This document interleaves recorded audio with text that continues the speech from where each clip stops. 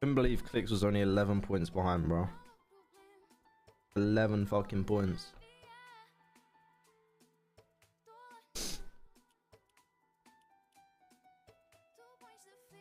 Yeah, he is. I know, like, everyone like flaming Higgs for not splashing, but like they were all also so deep in the zone. Like, there's so much factors.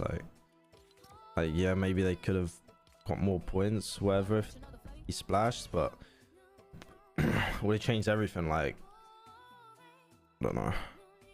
Maybe they wouldn't have killed Peter Boy if he rezzed or some shit. I don't know. But...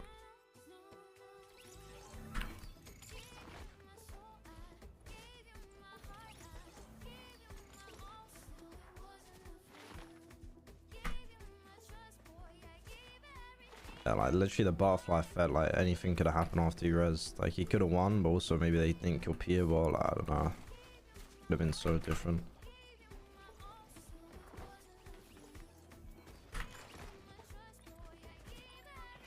And obviously I don't think Peter Ball's intentionally getting fed kills, you know, it's just like last players fucking landed on Peter Ball to try and kill him.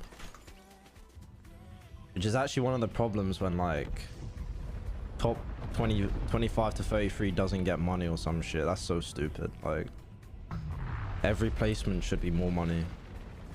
Is that when it's like that, it means teams just want to grief even more.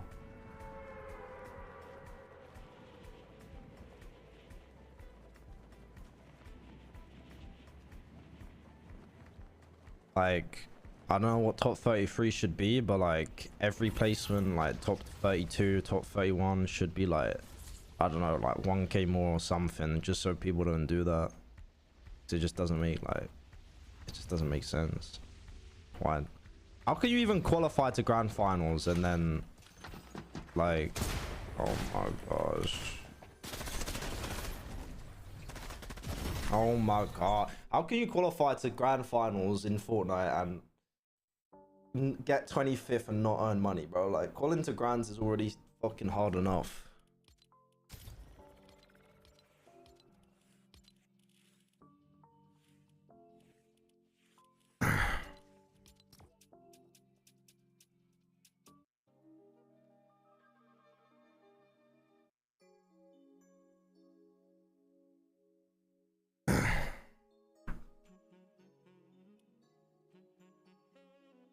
About Savage's performance.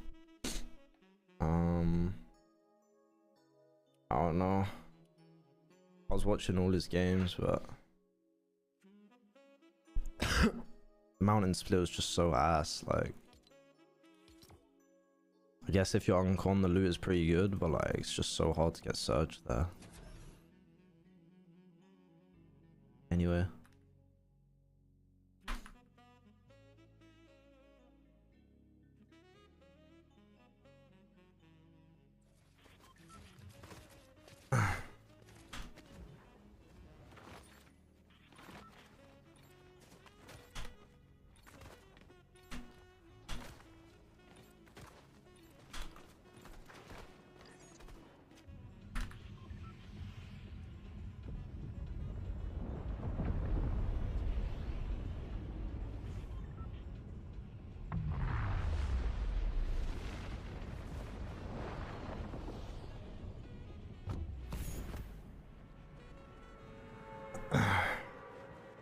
How can they fix Surge trading? I don't know, but something needs to be done because like it is actually really boring, this whole Surge trading shit. It's so hard to fix. Like, I don't know what they can even do.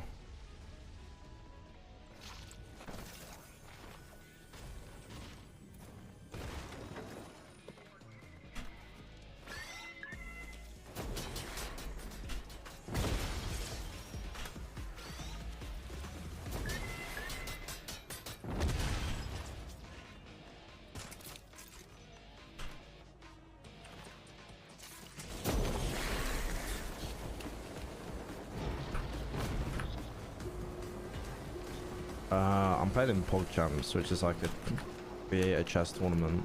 in, I think it starts in 2 days. So I've been playing a lot of chess recently. I really want to do good, bro, but nah, still making some basic mistakes.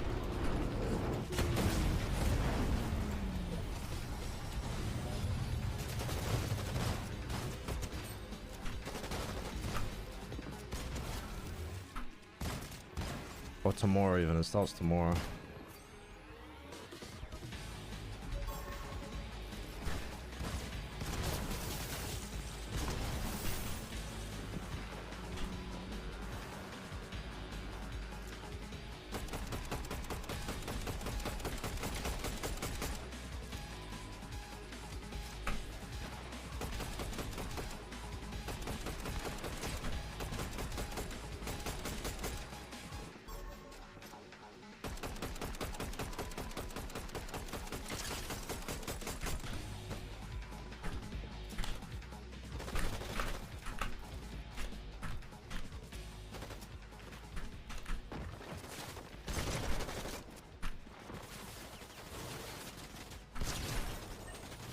Come on, bro.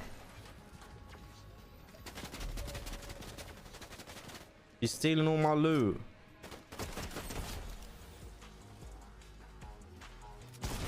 $11 white.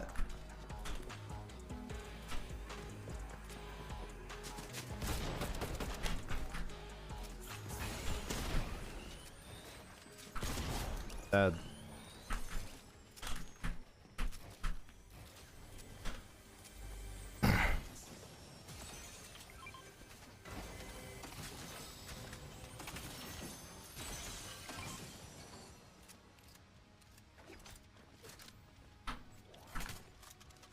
What? This was the shittest trainer ever, bro.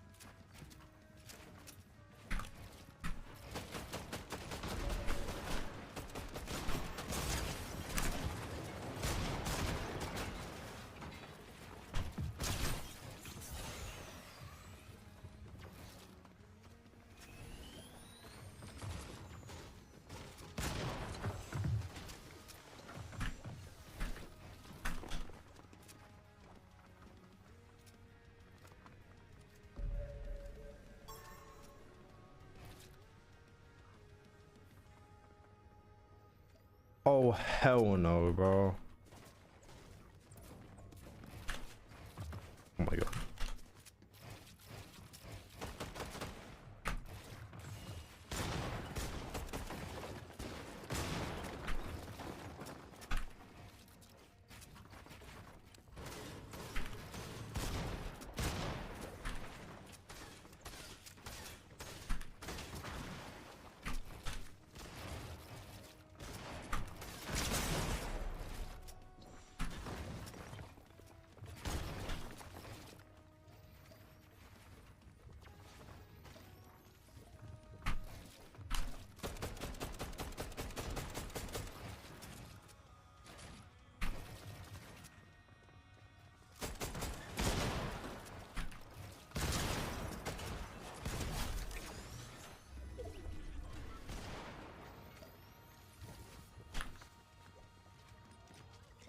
Let's go.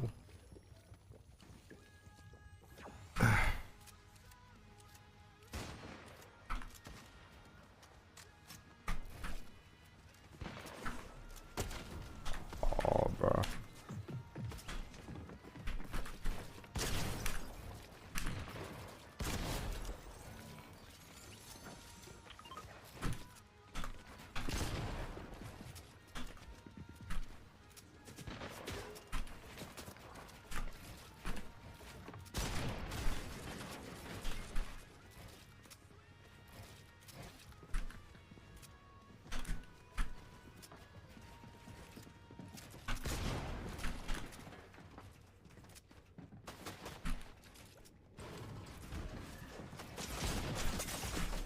What the fuck, man?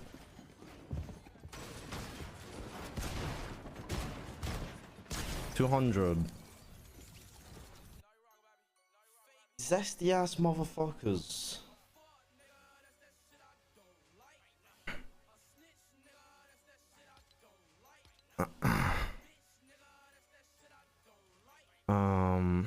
Okay, I only have 15 minutes, so let me just play a reload or some shit.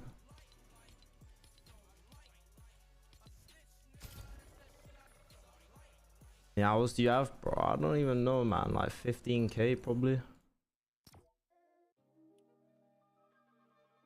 I know I had like 11k years ago.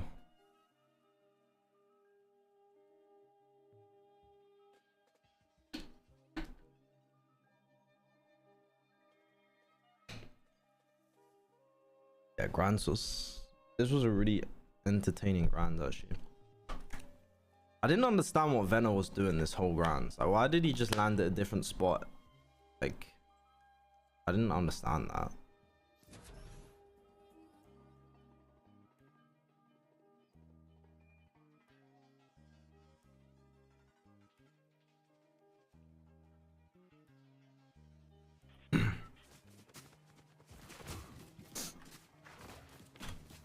Beanie strap.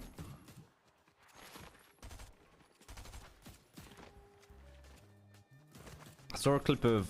Actually, I watched it on stream, I think. I saw Reason being like... He died to Zidane and bro was fucking going all out saying, you fucking gambling addict. Like, bro was going crazy.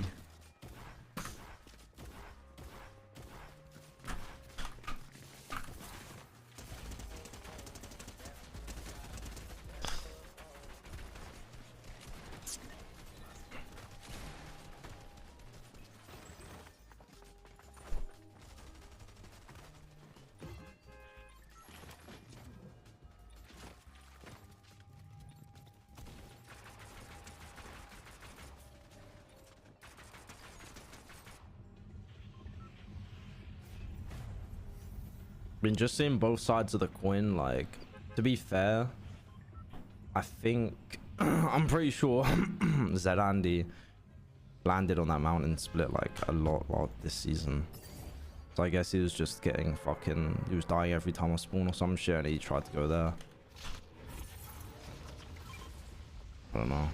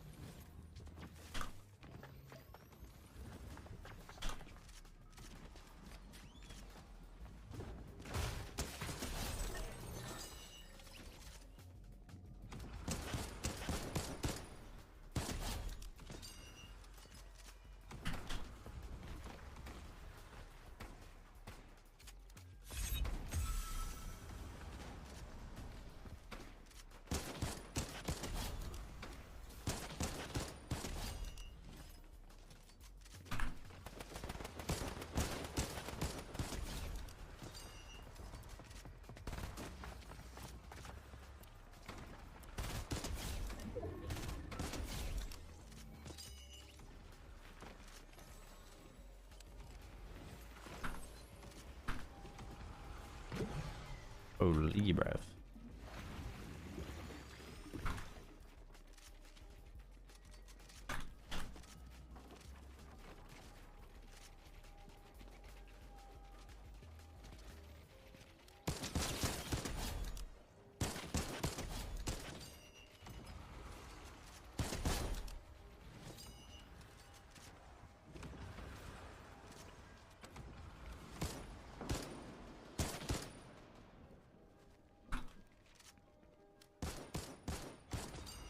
No, bro. Yes, bro.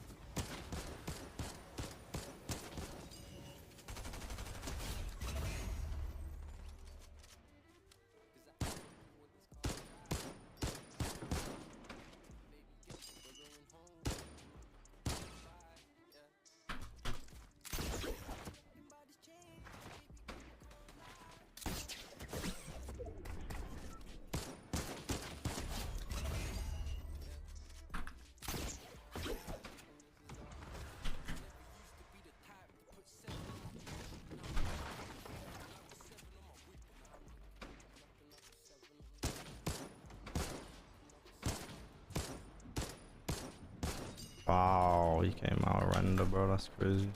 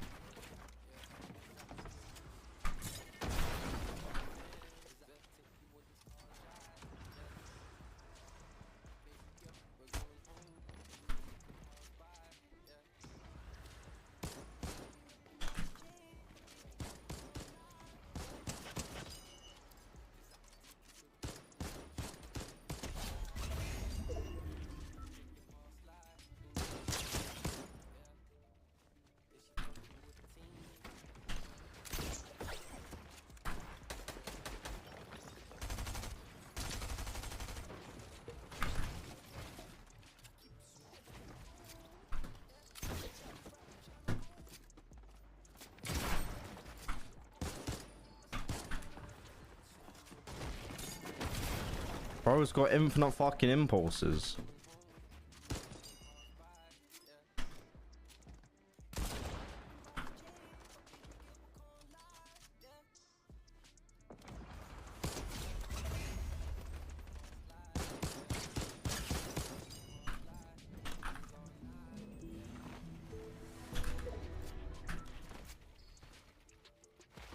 Boss.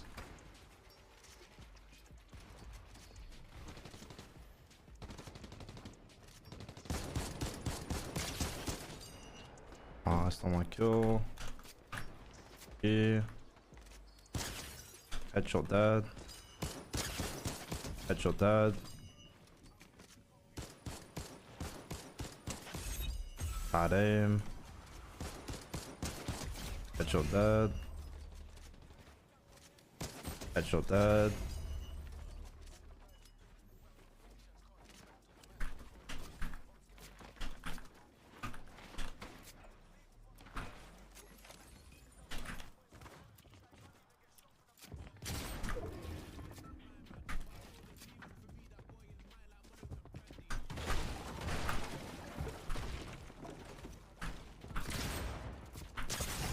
Headshot dead.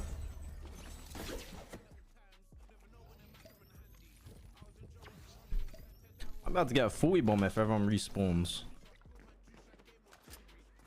Where's my... Okay. This infantry is so fucking fun.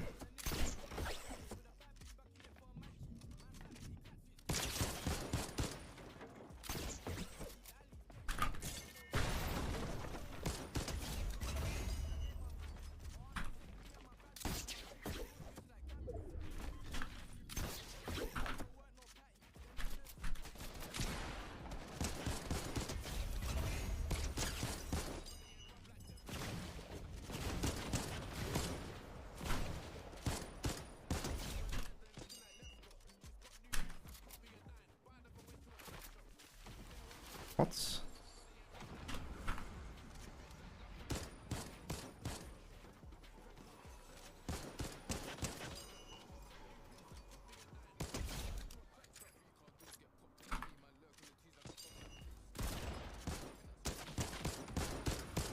No way.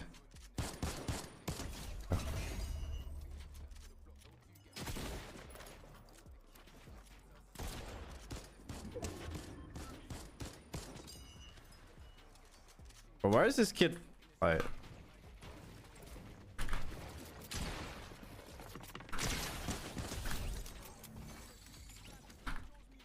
Bro, doing.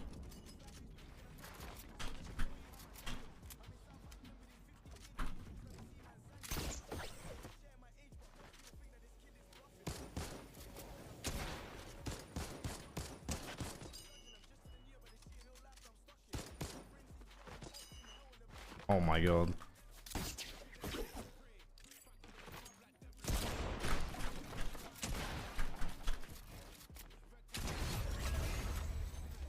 No, I don't think I'm gonna get the 41, bro. So sad.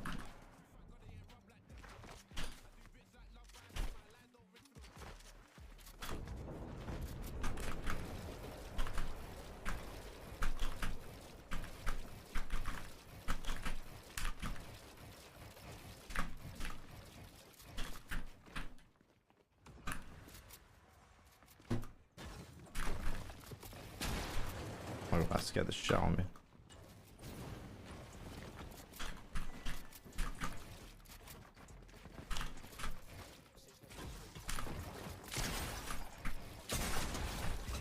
Or pre-fund me.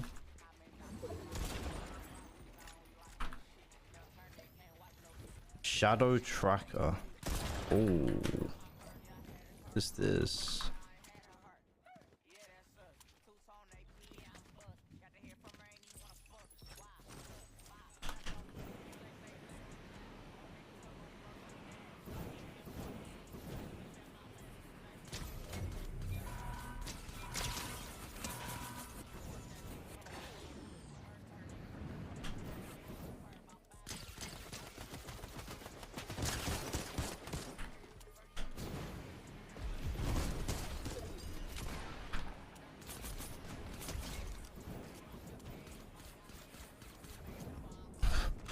What is this?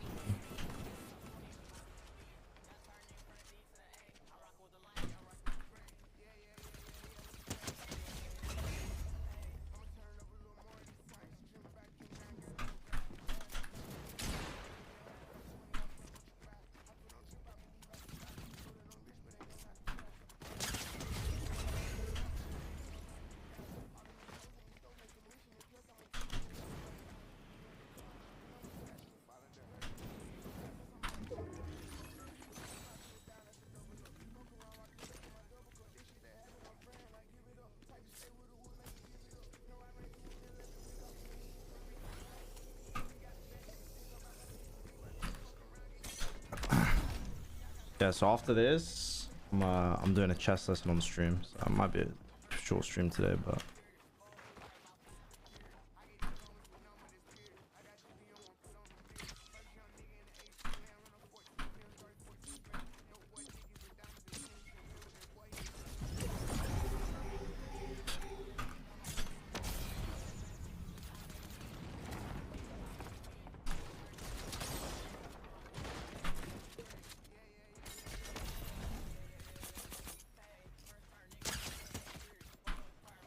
oh my gosh.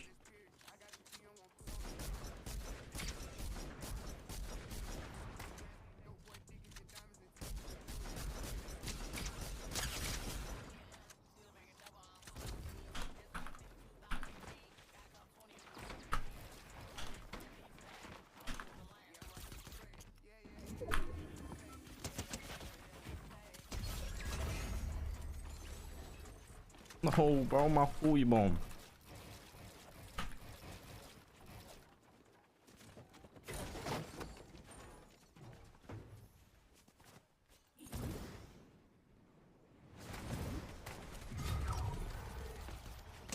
GG.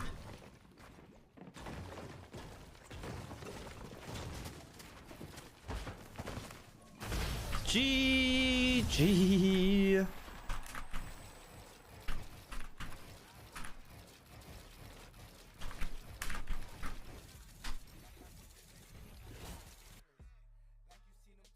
Oh, bro, I'm so hot in this jumper. I'm gonna change it to a t-shirt, chat. 1 sec, and then we'll be back for the lesson. I don't flame me too much in this lesson, bro. I've still been.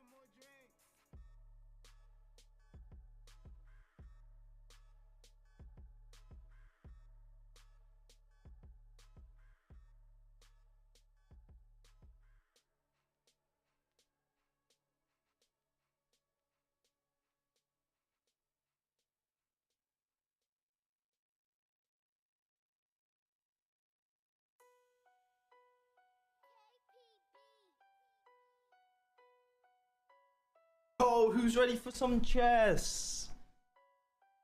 Yo, type 1 in the chat if you're ready for chess. Type 2 in the chat if you're not ready for chess, bro.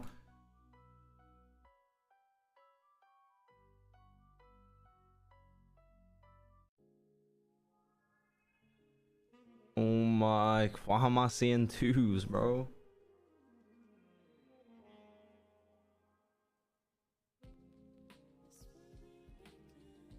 Alright.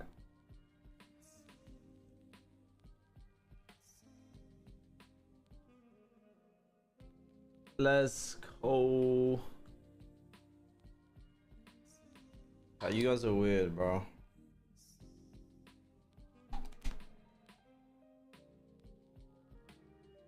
Ali ADM me. He wants to play on Tuesday. Chat, am I in the UK on Tuesday or nah?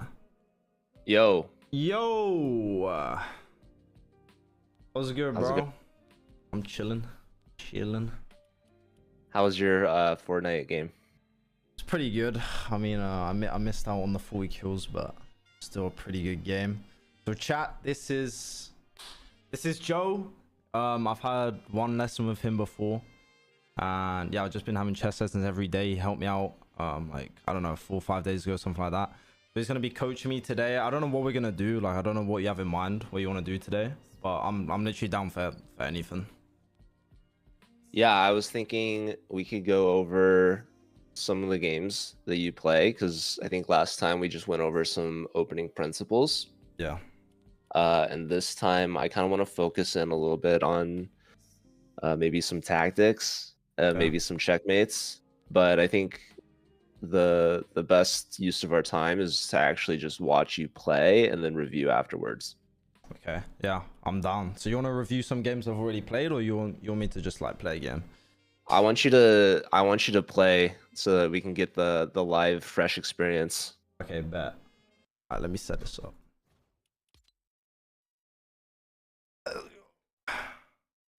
Oh, I can't embarrass myself on stream, bro. Please play some good chess, bro. No, it's not about the results right now. Just we're on the growth mindset right here. So Thanks. it's okay to make mistakes, because that's natural. Thanks. And that's how we're gonna learn. Okay.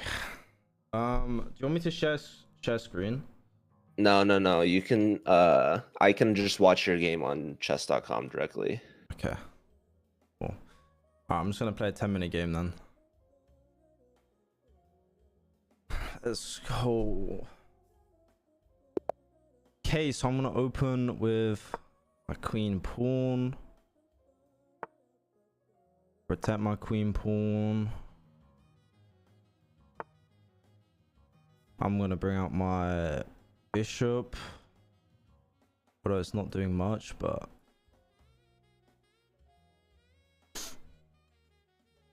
let's see.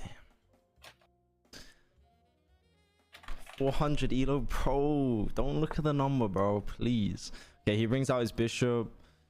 I'm just gonna bring out my knight. Attack this pawn. Gonna reinforce. I'm gonna bring out my pawn as well. Take. Then maybe I'll try it. Okay. He's out his queen. Take.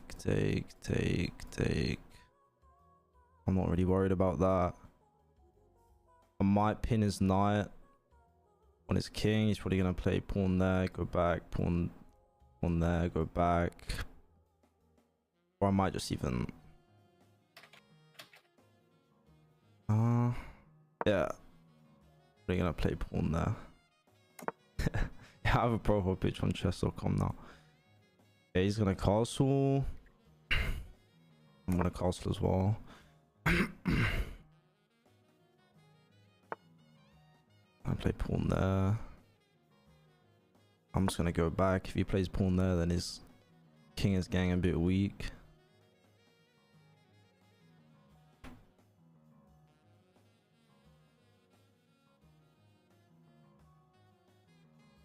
I don't think there's a take. I think it's pretty even on now.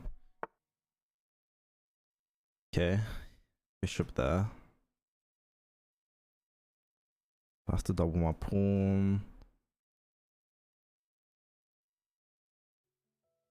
If he takes, what is this also? Isn't protecting anything, but it's attacking that pawn. Could even play this maybe.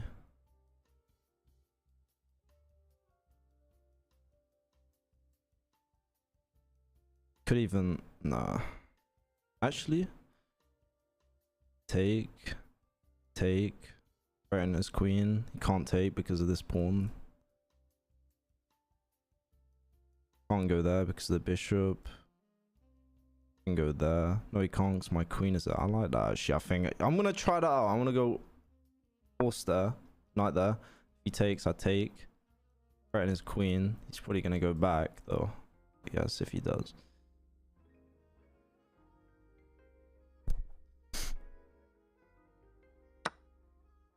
Yeah. Take. Probably gonna go there.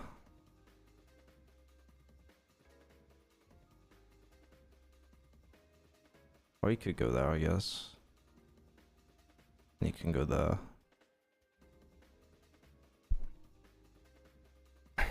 I'm trying not to reach out as well. I don't want to... Yeah, he goes there. I'm trying to talk throughout my game so you guys know my kind of thought process. Not that it's anything fucking crazy, but... Take. His queen's not doing much there.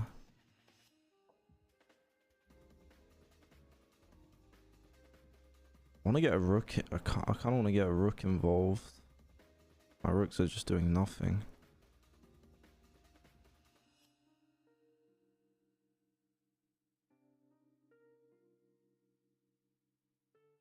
I actually struggle this a lot. Like, get my rooks involved in a position like this. I don't really know. I could actually... No, he just take...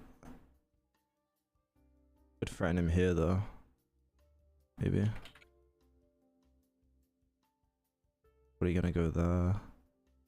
And I'm weakening him up. I might just go here.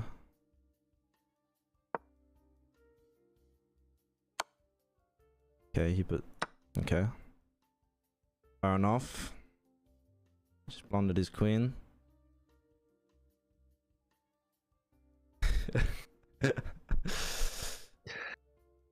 That's called a Botez Gambit. The Botez Gambit? Yeah. Okay, is he gonna play this game out or is he gonna resign? I hope he plays it out. But chat, like, this happens a lot on my elo. And like, I do it as well sometimes. Like, I just tunnel vision so much and I just blunder a piece. But now it's like, if Yeah, you... hopefully.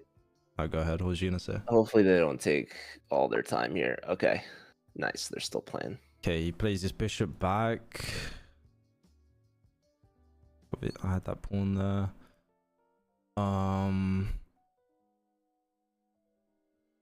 want to get a rook involved, but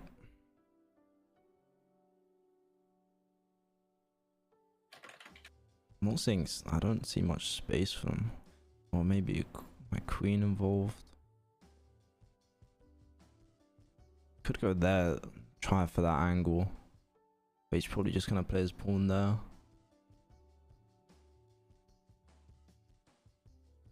Be nice if I could push this bishop out.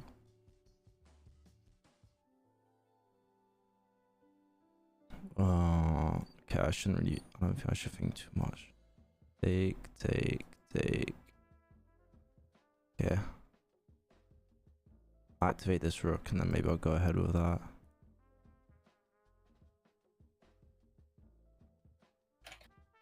Or even do I play my knight here first though? Because if I play knight, he's definitely gonna take with his... Actually, no, wait.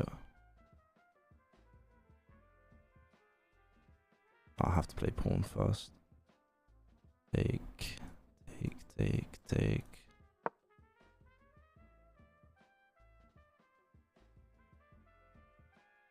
I'm glad you're not taking moves from the chat. No. No offense to the chat, but No, every time I play a new game like League of Legends, chess, like everyone in chat is a grandmaster, everyone is challenger. Like it doesn't matter what I do. If I play a new game, like everyone in chat knows everything, bro. It's crazy. chat always thinks they know best. Sometimes they do, but sometimes they don't. Okay, yeah. So if he takes, I'm just taking his bishop back, and I want to trade as much as possible because I'm up a queen. If he doesn't take, and he doesn't do a move that can affect me, what can I do? I can play.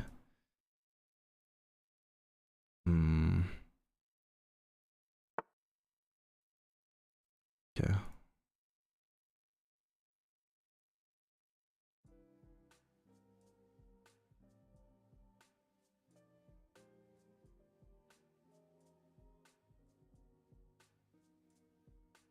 But his rook is just doing nothing, man. But so is his. Well, that might be a nice angle, maybe. Actually, no, because he just takes. Well, I couldn't even just play bishop here and threaten his rook. It's only protecting this pawn, but nothing's. Actually, I guess that rook is, but my queen protects. I'm just gonna take the free pawn. Threaten his rook. He's probably gonna play there, I guess.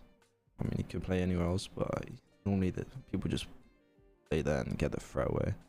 Actually, then I can just take his horse. This is actually a little bishop fork, I think. Okay. I can just take his rook. He takes. I kind of like that, and then that opens up my knight. Or my queen, sorry. I can also just take the free knight though. I'm just gonna take the rook, bro. Fuck it. Yeah.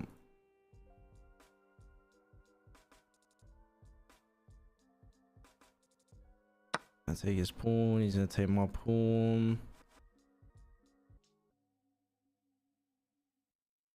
Can check him there. He can't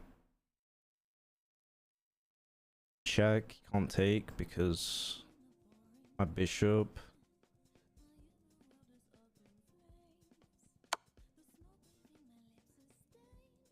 Free bishop.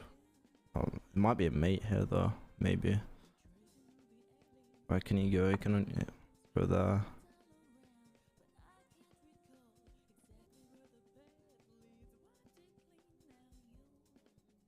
I'm just gonna take his bishop.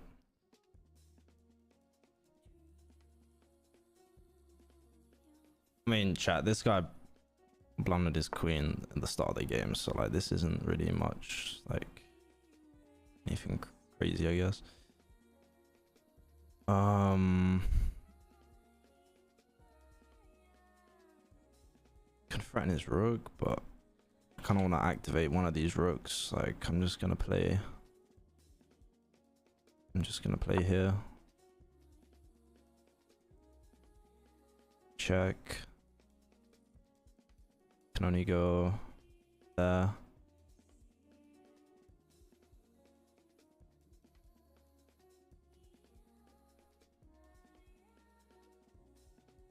Actually, I need to remember this rook is protecting this knight as well.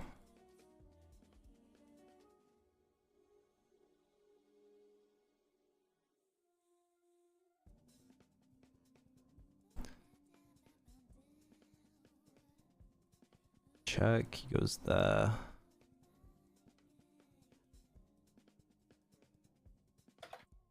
Maybe I just play knight there. You might not even see this. I might just take.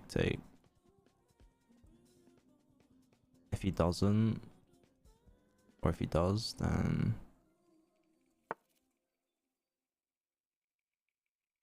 okay, bishop back. And just take a free pawn, maybe.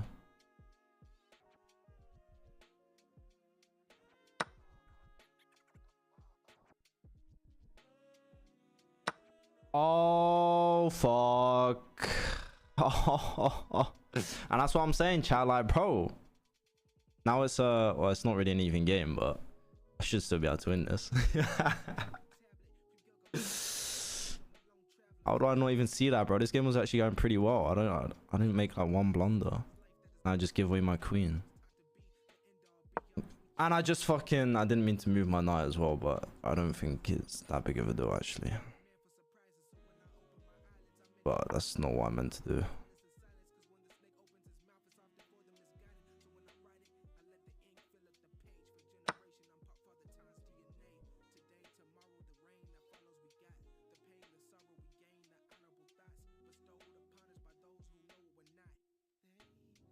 Alright, makes the game more interesting. I done that to make the game more interesting, bro. Okay, he just gave me his bishop for free. Thank you very much. In the business, we call that throwing for content. Yeah, that's what I did, chat. Game was too easy otherwise. That was an advanced lesson. I wasn't gonna touch on that subject today, but you're definitely ready. Yeah. I mean, he doesn't have many options. Guess I just get my rook out. I'm even thinking maybe I just double my rooks and then just trade rooks and check, honestly, because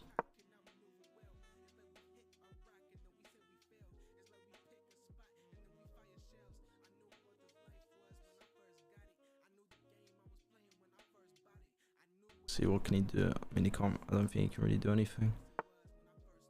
Just moves his, yeah.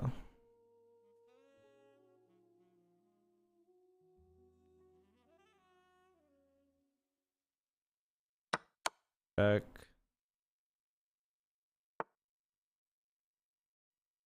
Check him again there.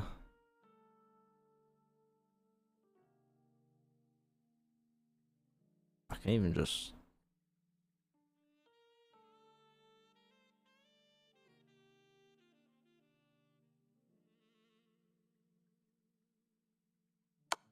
check. Maybe there. Down. I check him. I'm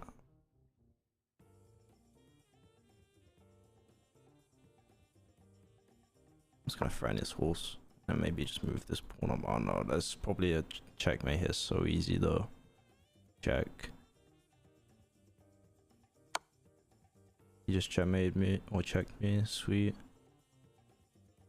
He can't really do anything from there.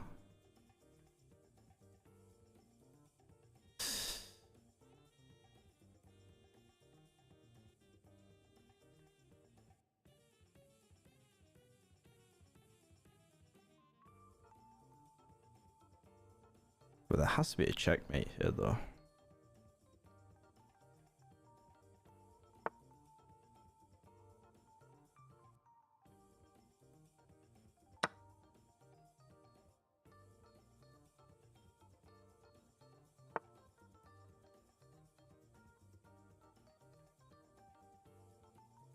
Alright, yeah. That was a nice maneuver. Yeah. Make it a bit more simple. Now is, I mean, he can't do anything now.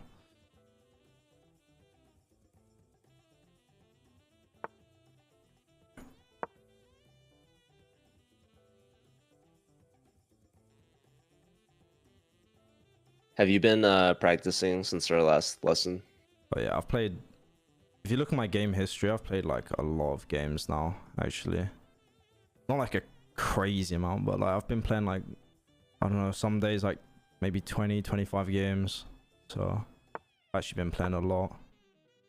Have you been able to play any en passants, or have you seen any en passants? I don't think so. I don't think I've had one.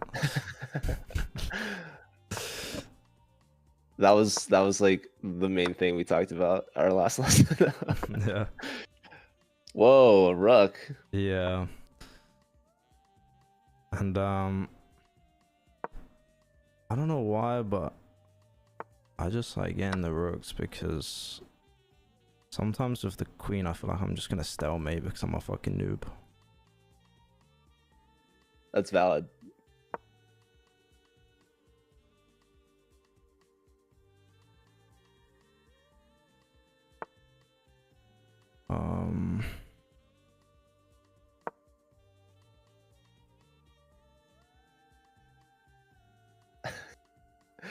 Guys, listen, he's five-heading it.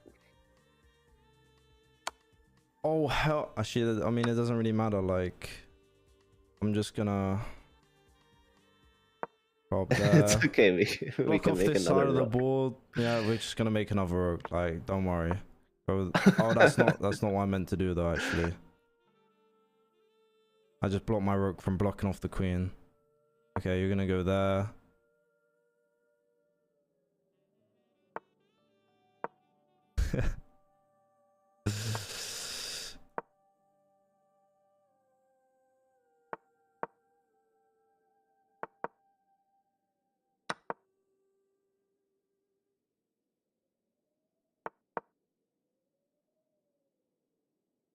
And I'm making another rook, bro. Let's go. I don't know. Gonna make it easy.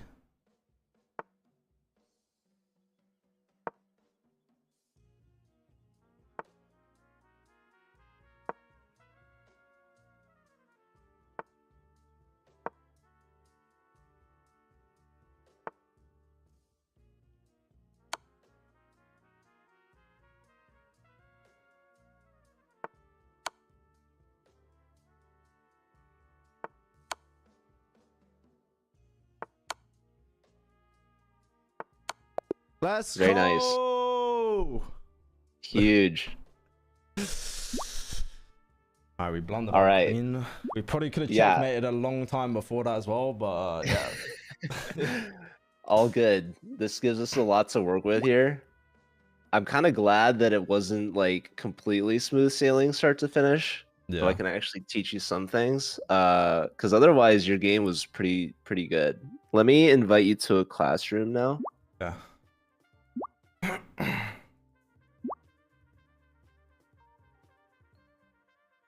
So you should either see the invite or I can send the link over our call.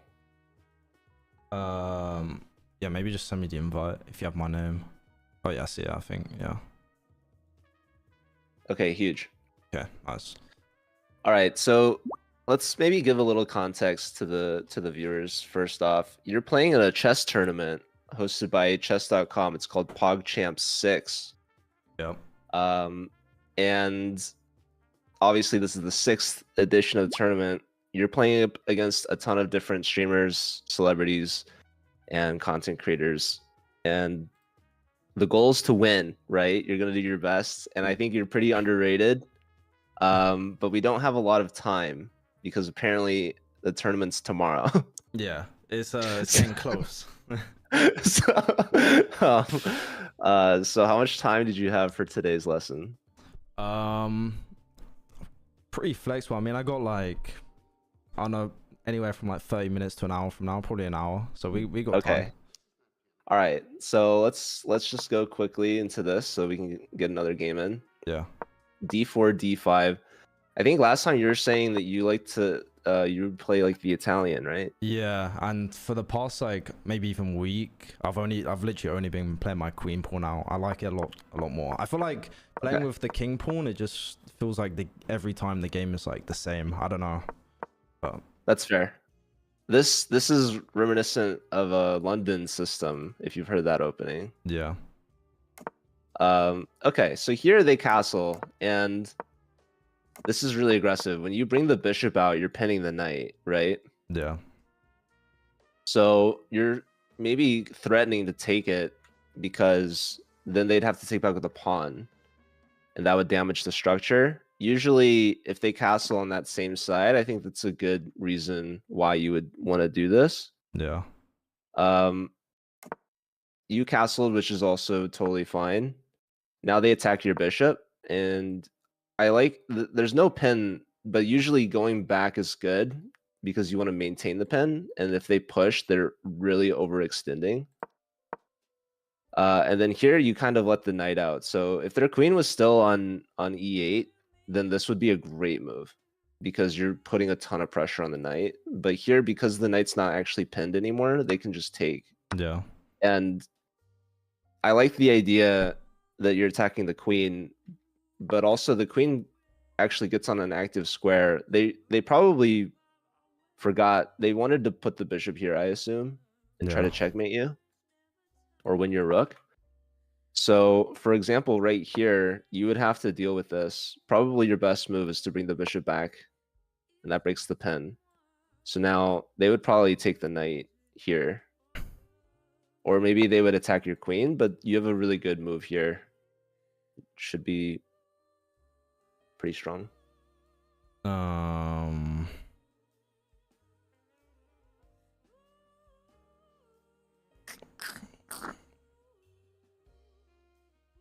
What do we have? We can take the bishop with the queen, but then he just takes and I can't do anything. Can threaten the queen with the knight, but he takes with his pawn.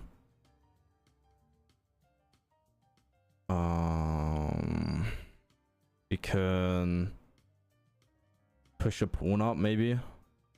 Which pawn? H2, H3, threaten the bishop. Oh, what's their last move doing? Oh yeah, threatening my queen. Exactly. Maybe queen D2, protect the knight as well. Yeah, we need to address their threat. So what's the most aggressive way to do that? Just take the bishop. Maybe too aggressive.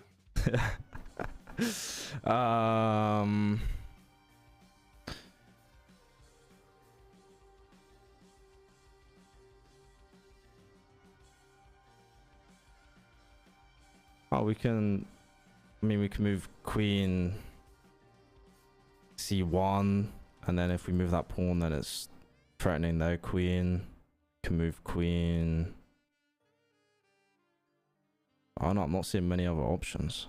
Is moving the queen the only way to get out of this? Move up F2 pawn F3. Yeah, we wanna create a threat for them. So if we push F3, this normally is not a good move, as people in the chess world will tell you. But this has a clear purpose. We're attacking both bishops now. So black only has one way to save the bishops, basically. Yeah. Or to not lose material, I should say. And I mentioned it at this point, but I wanted to show, because right here, if we're keeping track of like the threats, right? Yeah. Here you're threatening to take the knight twice, and it's only defended once. So here they trade, and now you're threatening the queen, so they save the queen. And now I mentioned after this move, you're threatening the bishop, but they can throw in this move. This is called an intermezzo. Yeah. So essentially, you create a threat, and they don't react to it. They create a stronger threat of their own. And you have to react to this, right? Because this is checkmate. Yeah. So there's in my mind, two ways to defend checkmate. I pointed out, bring the bishop back. What's another way we could stop them from taking on G2?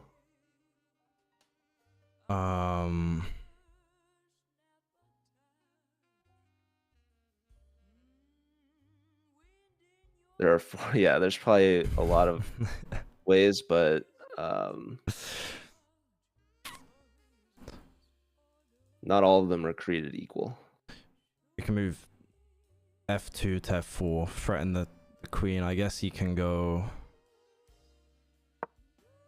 Yeah, he can go. Does that stop his threat? No, it doesn't. It doesn't do anything. Yeah, they would still checkmate us. So, yeah.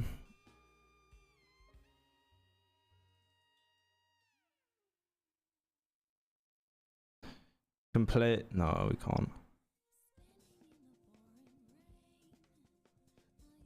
Maybe bishop to F4. Does that? Oh no, it doesn't help us. No.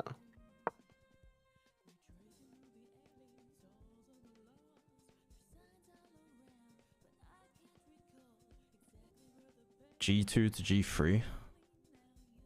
Yeah, you could do that, but what's the problem? What does that allow? He takes check. Takes what? He takes that pawn. I take if he. No, that's not the problem. Yeah.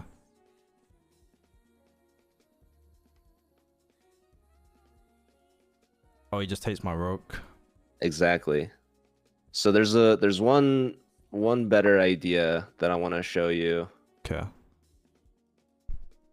How can we defend g2?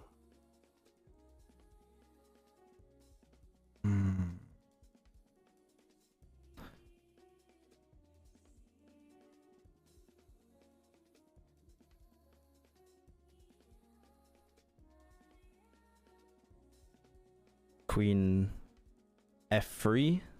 Exactly. That's a strong move because not only does it defend our pawn, but it also threatens their bishop, right? Yeah. So now they have a couple options, but what are we threatening in this position currently? His bishop with our queen, and then his other bishop with our pawn. Exactly. So we like that we're defending mate, but we're also creating threats. So you pointed out queen to g4. What's wrong with this move? I mean, we can take his bishop. He takes our queen. We take, but then he takes our rook. Yep. That would still be a good trade for us, but it's not our best option. Okay. We can move knight to e2. Actually, no. No.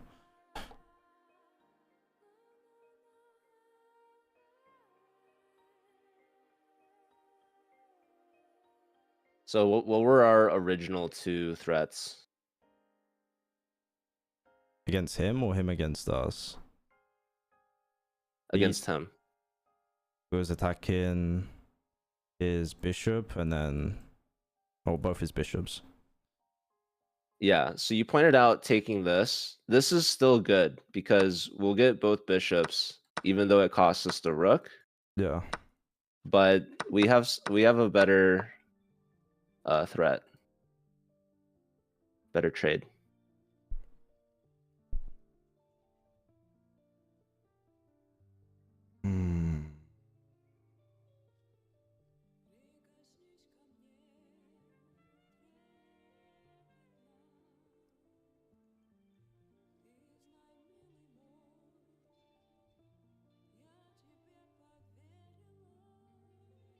Oh no, I'm not seeing anything. Well, remember our second threat initially. I think you saw it at this stage when we moved the queen here. So it doesn't change if they play here.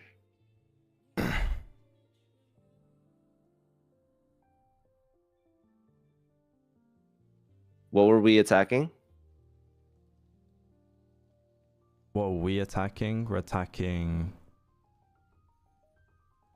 their queen, we're attacking their bishop.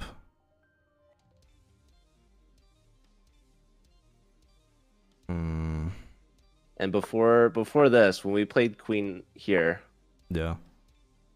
it's doing more than defending, right? Oh yeah, it's also attacking their bishop. So Yeah, he goes there, we take his bishop, he takes, we take. exactly. So that's just a free piece. So essentially, we're trying to keep a track of all the threats. So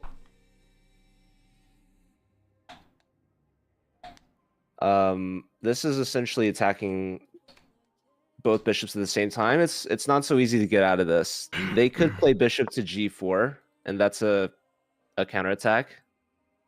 And then we would have to just go like queen g3, I'd say. and we're pinning the bishop, so we're threatening to attack the bishop, which could win a piece. But that's why I liked the bishop g3 idea, is because if they go to g4 now, we have this f3 block with a tempo. So here there's only one way black could save a piece, because if they move this bishop away from the pawn, we just take this bishop, right? Yeah. So they can't really move this. They need to trade the knight first, and now they can save their bishop. So that way they have an even trade and they're not losing material. But it's tricky, right? Yeah. So we force them to find one line of defense essentially, if we block with the bishop. So it's really important to recognize whenever they move their queen opposite our king, we have to keep this in mind, this mating attack. Yeah. And then if we see that, we have to be prepared how to defend. So there's a couple ways to do it. Your last resort is to push this pawn. We don't want to do this because it's really weakening. So it's better to block or to defend.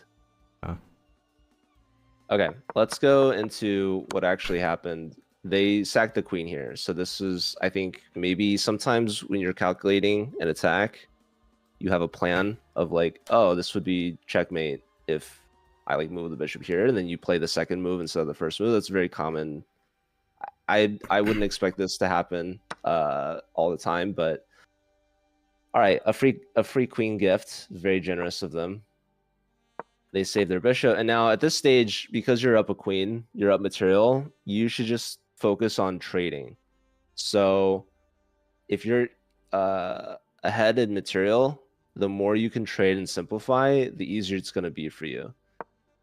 That should be the main focus, essentially. So also here, we missed another threat. This is a big moment where we can win even more material.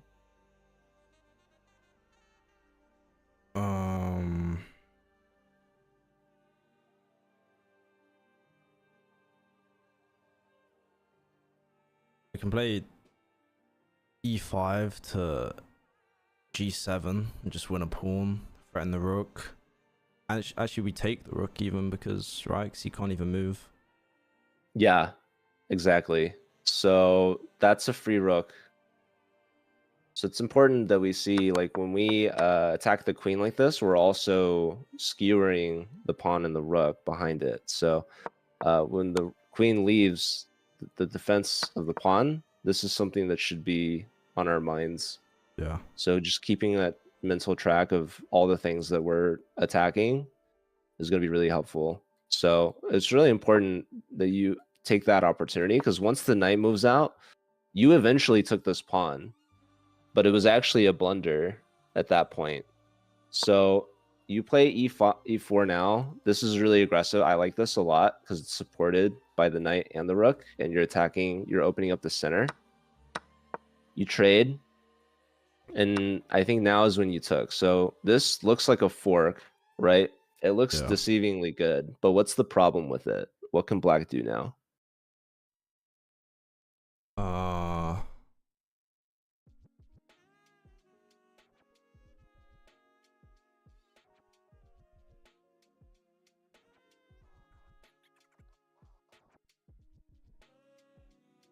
He can move his rook, but then take. He can. Okay, rook g8. Can we take? Yeah, we can take his knight. Can you try making that move? Oh yeah. Okay, let's check. Yeah, we're penned. Okay. So we also have to keep that in mind. Whenever our king gets exposed like this, even though they lost a queen for it, we're still susceptible to these attacks, these pens. So this is not a free pawn. It's a little deceiving, and they also missed it. So here you have a choice to take the rook or to take the knight. What do you think is better? I'm up pieces, so I just took the rook and took the trade.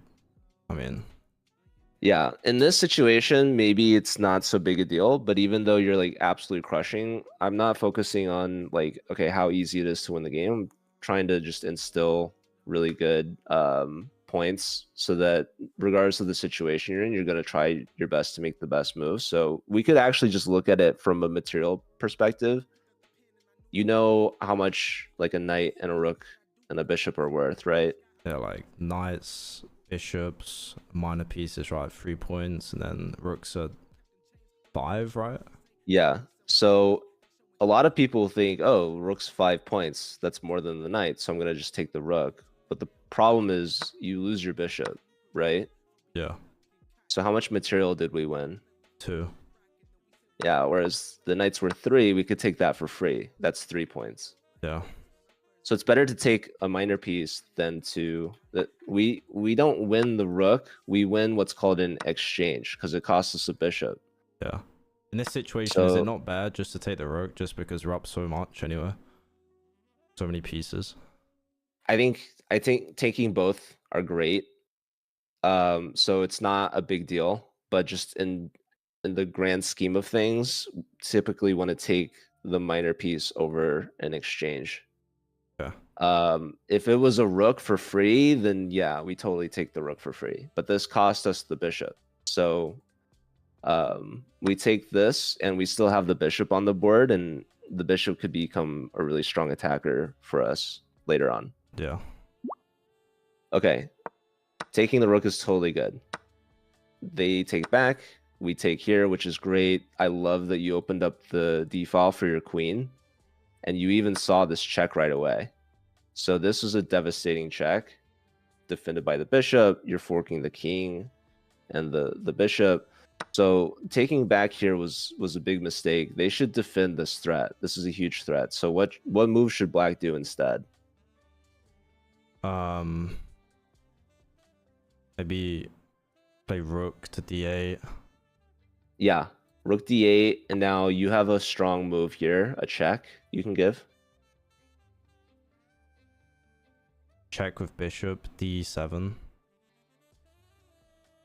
What would they do? Or he takes, yeah, then we take, then he takes. So it's not worth. Yeah, that's not working. But there's Uh, another check.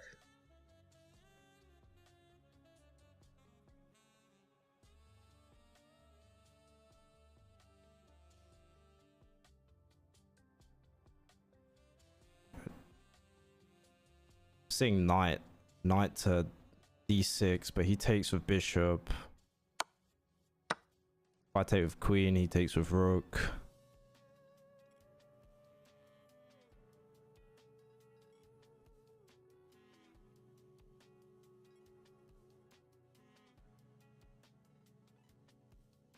Is there another way we could take? Oh, with pawn. Exactly. Yeah. Okay. Yeah. So these pawn captures may be tripping you up a little bit. Yeah. Yeah, that was a better way of doing it. Yeah, that just helps us simplify. And if they don't take, then they have to move their king somewhere, and they're probably not too happy with their king safety. But one thing to know is this is a little annoying that we're in a pen. Yeah. So if they go here, for example, they're threatening to take this pawn and win the knight. And we don't have any good like follow-up checks here. So like if we take, that's probably a good start because their king can't stay attacking. They can't take this right away because they're in check. So if they take here, it can get kind of complicated, but we still have a check to get out of the pen. And then go up here, and then we can try to save ourselves. Something a little passive would be to bring the knight back and block, but I figured we could probably afford to lose a piece here. Yeah. Like we could even continue checking. Like this should be really good at some point. For example, if they go here, we could just check. We could just keep checking until eventually their king is going to get mated, right? So here now we have a skewer. We can trade off rooks. Actually, that's not even a skewer. That's just checkmate. So that would have been a cool way to finish the game. But I'm not too worried about that. They never played rook to d8, but I just want to try to get you accustomed to seeing your threats and seeing if they can defend against it somehow. There's another way to stop d7. They could play e5, which opens up their bishop. Yeah. So these are kind of like multi-purpose moves. It's deceiving. You push a pawn and maybe you forget that the bishop's there. So it's important to like look for their defenses. But I really love this capture. I really love this check. I love that you took the bishop. And now the queen here is just an absolute beast. There's a really strong idea with bringing the knight in. Also, someone was pointing out you could just play bishop c6 right here, and you're threatening mate in 1, actually, which is really strong, obviously. So just knowing, like, okay, the queen is in, let's just deliver checkmate. You just want to control squares. You need a second piece to join the queen. So your rook lift was also very smart because you had really strong ideas, right? What were you threatening? What did I do here? Did I move my rook to c3? Well, no, right?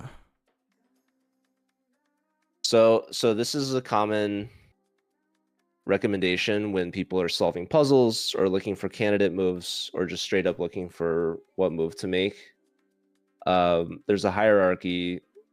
There's checks, there's captures, and there's threats. And you always look for checks, like pretty much in every single position. For every move, you always need to be looking for the checks because the checks are the most forceful moves. Yeah. So you have a handful of checks available to you, but one of them in particular, it's a really nice continuation with your last move. It's a very natural maneuver, and it's main 2. I think here I checked with b3, right? Is that what I did? No, that was what you thought you were threatening, and then for whatever reason, after they moved, you just completely forgot about it. But rook b3 is the top move. They have one legal move, king in the corner, and now you have mate in 1. Okay, queen to b7. Yeah. So this would have been like, holy smokes, you just steamrolled this guy. Let's just like move on to the next game. But do you remember what you did instead here? No, I think I set out the idea right as well. I swear I said Exactly. b3 and I just didn't do I know, it. I know. So we got to keep the train of thought. Is a big lesson, I guess. Did I take the c5 pawn? That would have also been good, but you said let's take this free pawn, and you both this gambit. So I like the short-term memory. It's good to erase the mistakes. Yeah, I don't know what it is about the pawn that really excited you, but we got to focus in on the king, right? On checks. Yeah. So like that also could be a check. But yeah, bringing the knight in, attacking his stuff is really helpful. Obviously, rook b3 followed by queen b7 is just mate. So that's the best plan. Yeah. And you literally lifted the rook to do that. So this was a really good idea, and you just kind of lost. You got maybe a little complacent maybe with the lead. Yeah. So it's good to just stay dialed in and just keep your eyes on the prize, right? So when we're up like this, we want to just deliver checkmate. So the rook lift was perfect. The rook check and the queen check would have been the perfect finish. But all right, so now we have a little bit of drama, right? Yeah. So I like, you're grabbing pawns, you're grabbing things. This is a free bishop, so that's really good. You saw that. You double rooks. This was really smart. I like this a lot. I like that you just wanted to simplify and just trade off rooks. That makes life really easy, right? Yeah. You attack the knight, you take the pawn. I love this discovery. right? When the knight goes here, you know that any bishop move, the knight's hanging. So when he steps on a light square, this is really helpful because now you have a check. Yeah. So now this game is pretty much over, but I do think that you should get used to queening. Yeah. And not worrying about stalemate. If you're worried about stalemate, you should calculate if they have any moves. So when they have pawns left, they can push the pawns, right? So there's no chance that you would stalemate them.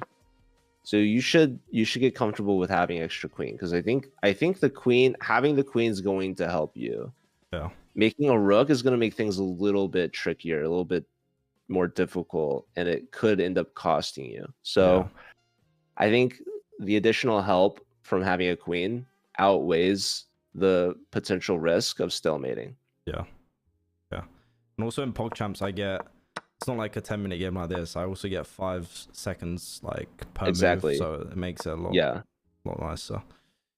Okay, so here they're threatening the queen, right? There's one good way that prevents them from queening.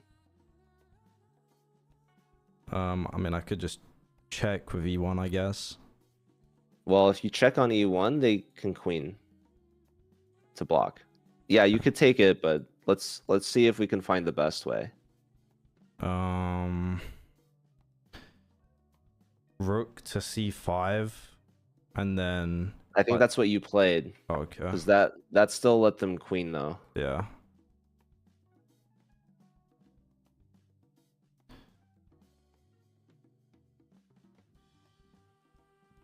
What if I do rook to b5 check and then go rook to c5 and then he can't take because my rook is defending? That's exactly right. What happens if he goes here? What can we do now?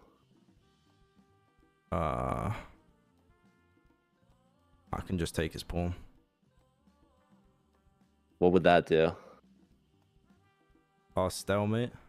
Exactly. So your rooks didn't even protect you from stalemate. Yeah. This is a stalemate. Who else in chat would have fallen for that? So that's a cool little trick that Black can keep in mind, right? It's very natural to want to hold on to the pawn. Yeah. But now you go rook c5 and there's no saving it.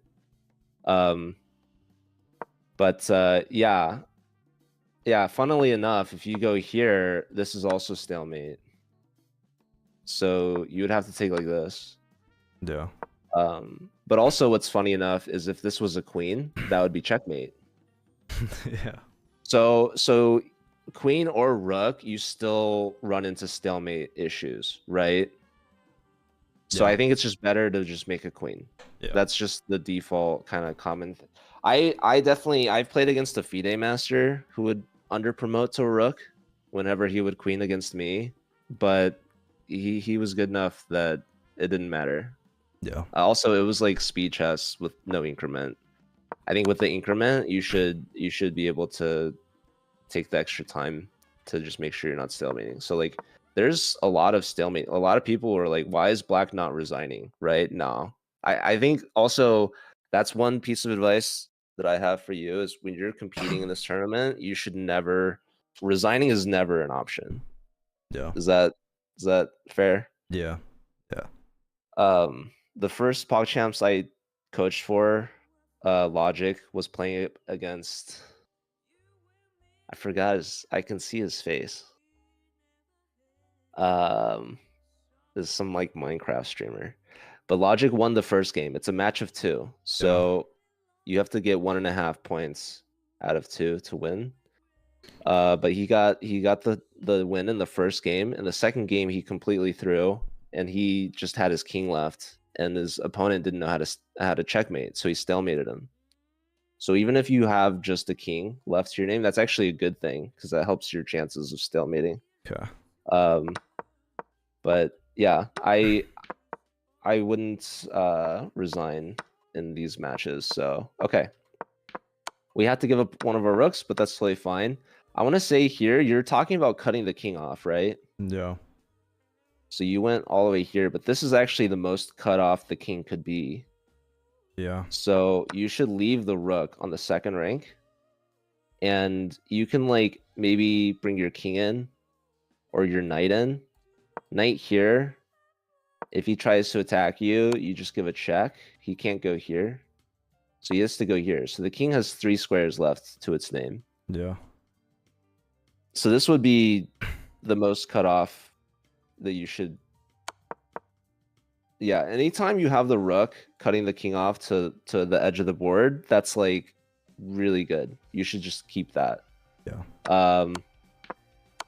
So here you make it a little bit more difficult. Now you've given him like this entire half of the board, right? Yeah. Whereas he had just a couple of squares.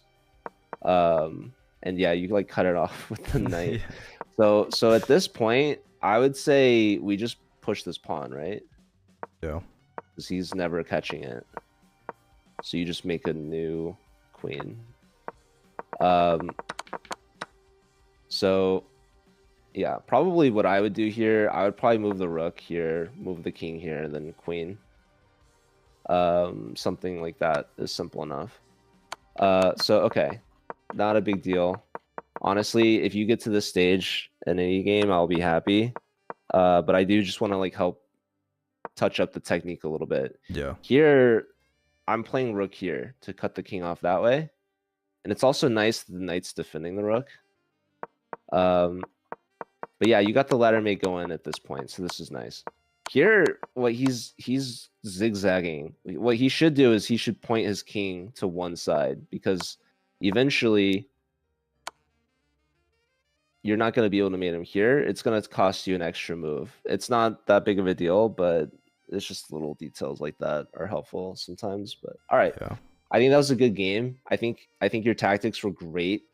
So I'm glad you saw like discoveries. I'm glad that you doubled rooks. I think your simplification was really strong, right? So the biggest takeaways for me in this game, we want to be sure that we're looking at all the threats, especially like the checks. So checks should always be the first thing you look for in any position. Yeah. I also like once he castles, I would just take here and damage the structure. Yeah. Because now your queen steps up, right? And that's just an open invitation. If he goes here, guess what? I'm going here. And yeah, he'll probably have to give up the bishop for that, but his king's a sitting duck. Yeah. Also, like knight comes in here now. Yeah, this is just beautiful. So even starting with queen here or knight here, we have ideas of even sacrificing. Like for example, let's say they go here. We can take this. And if they take, what move do we have? Queen Queen B5. Protected by the knight. Yeah, that's just mate. Yeah. It's really nice idea. So these are kind of like middle game weaknesses that we can induce and then work off of. Yeah. But yeah, let's dive into another game if you have the time for it. Yeah. Down. Cool. Alright, chat. How was that first game, bro? That was the night first game. I blundered my queen, but yeah. Someone in chat said, ask him what he thinks about your elo currently. And I've been talking about this from like, I think you met Brandon, like he's been coaching me like every day. And his general idea was like anywhere between like 400 and 1,000 is like kind of in the same bracket. Like, what's your opinion on that? Because I know chess.com elo is like not that accurate. I don't know. I think it's fair to say, and it's a good point. You're just kind of still making a lot of mistakes and blunders. Yeah. But for the most part, you could have a game where you beat someone 1,000 or higher, and then the next game you could lose to someone that's below 1,000. So it's mainly working on your consistency. As far as like ratings being accurate, I think it's possible for people to be less than 1,000 and have an accurate rating because that's genuinely their strength. but it's also the most common rating range where people's ratings aren't accurate because either they're not consistent enough with like their level of play, or they're not consistent enough with how much they play. So a lot of people are new in like their account age or their game history, and they just haven't played enough to balance out what their actual strength is. As Yeah. far as your rating in particular, I do think that you have a lot more potential than your rating would suggest. You have some ways to go still, obviously. So it's just a work in progress right now. Yeah.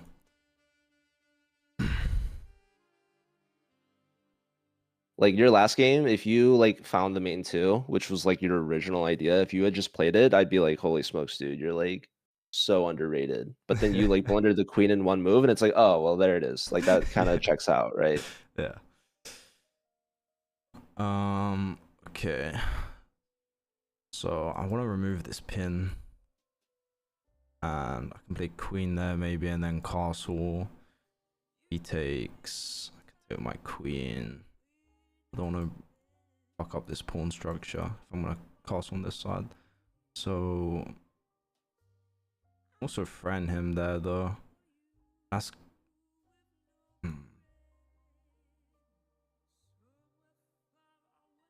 yeah, it's kind of nice as well because I've had some situations where I'm a fucking noob and like sometimes I castle on one side and then like if I don't move this pawn up, he just fucking checkmates me in one. So it's kind of nice for me. At least I like to have just this pawn up sometimes. I'm just gonna play. I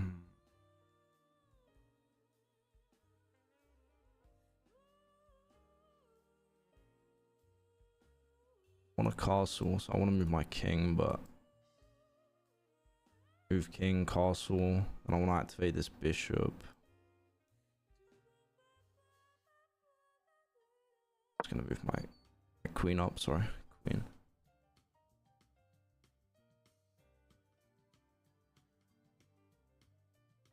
I don't know about this though. Goes there, take. I don't like that. Take. Right in my knight. Just have to move my knight somewhere. Or I can even really move it. Kinda wanna deal with that.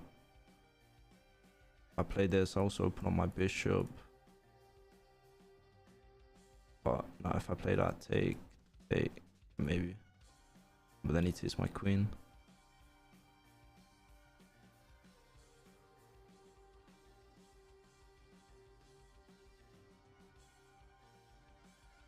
Just gonna castle, but I feel like that might be a problem.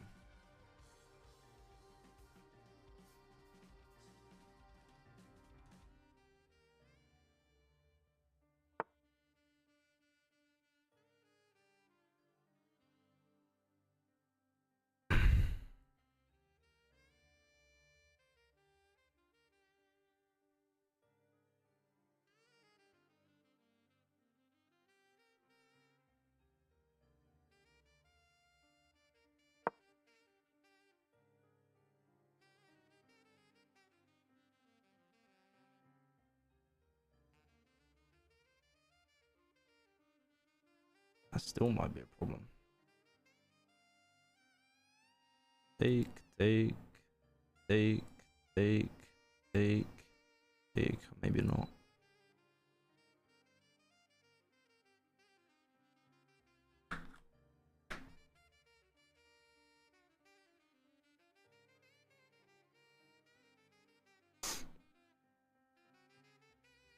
Say he does nothing, where am I gonna move? Okay.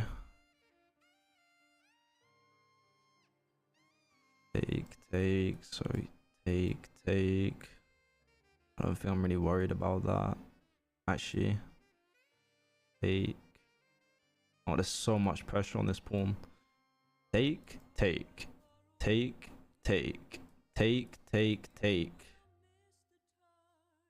not nice.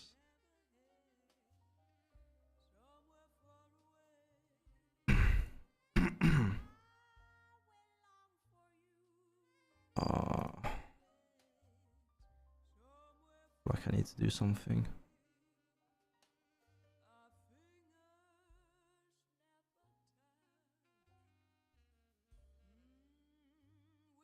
Anyway, I can take.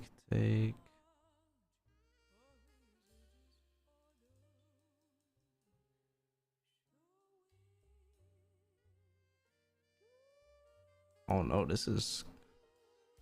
I don't like this. I'm 5 minutes. I'm taking way too long. Am I saying that right? Take, take, take, take, take. That's not good. I don't think.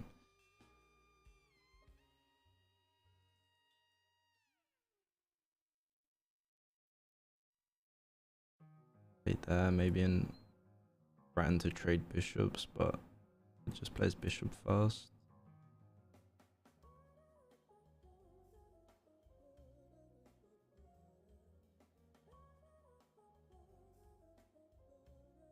I actually don't know. I feel like I'm gonna fuck up here.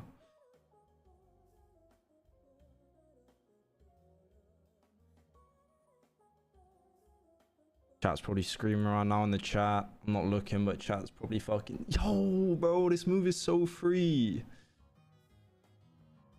I'm just gonna have to make something. I can't even go there actually because he just takes for his queen. I'm just gonna threaten his knight, but I just don't think this is the move.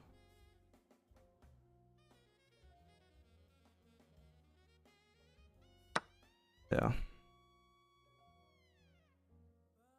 Okay, let's just see how this plays out.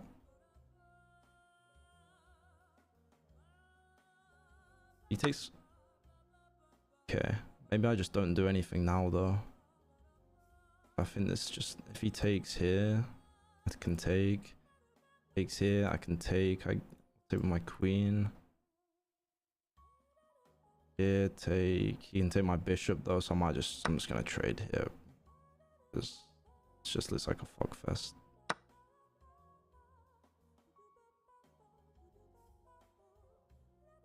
Actually, I can take. He takes. I take. Now if I remove that knight, I think that's a free piece.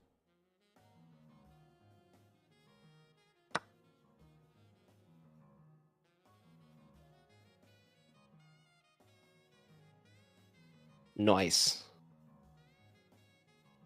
That trapped me a bit, but I think I played that.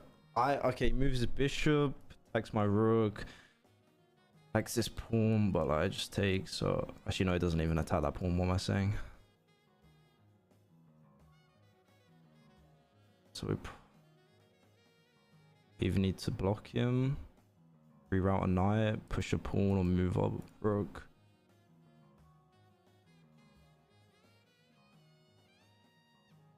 Maybe. No, I'm up a piece, so I can't like where this knight is actually. I can also go there. He takes my rook. I take his queen.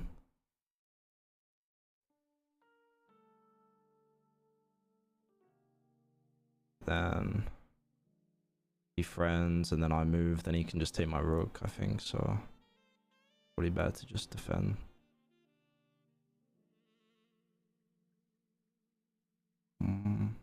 I just play this pawn. He take.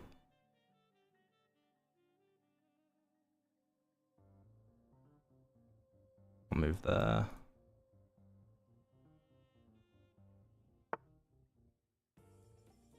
Okay, move back.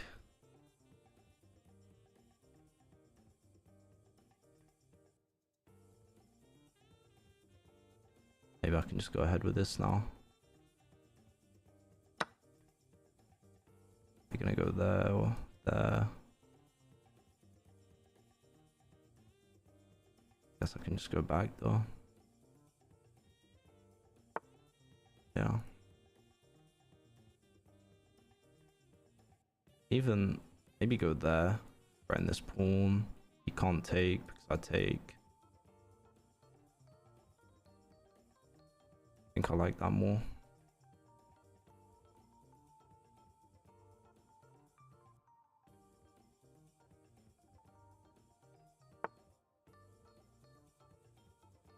I'm also threatening his bishop there as well.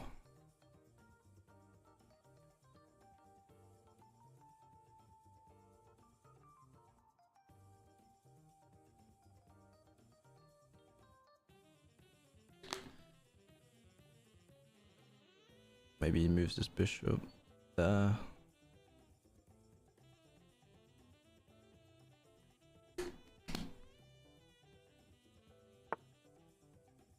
Okay.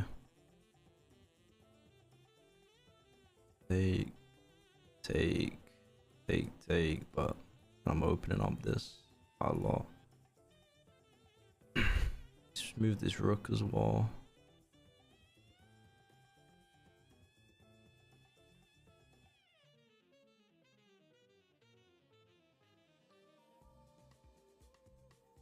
Was that just a free piece?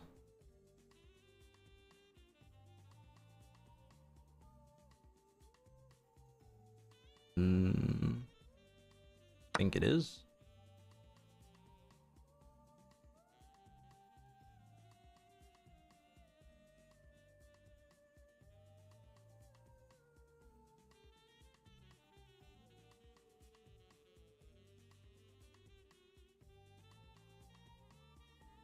Maybe I just get my...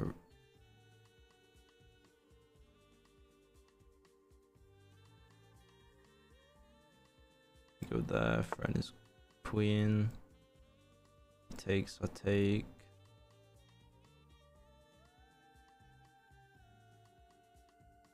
I don't know if that move is really doing much though.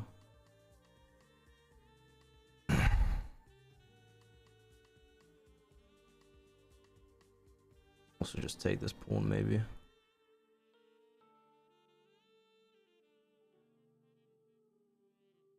I have 1 minute? What the fuck? I didn't even realize. Oh my god. Okay.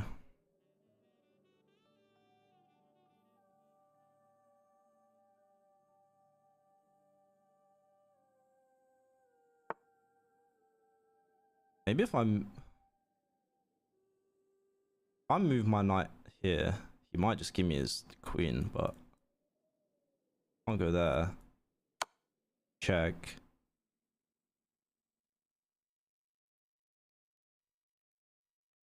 He goes, I take. I just take his queen. Brilliant.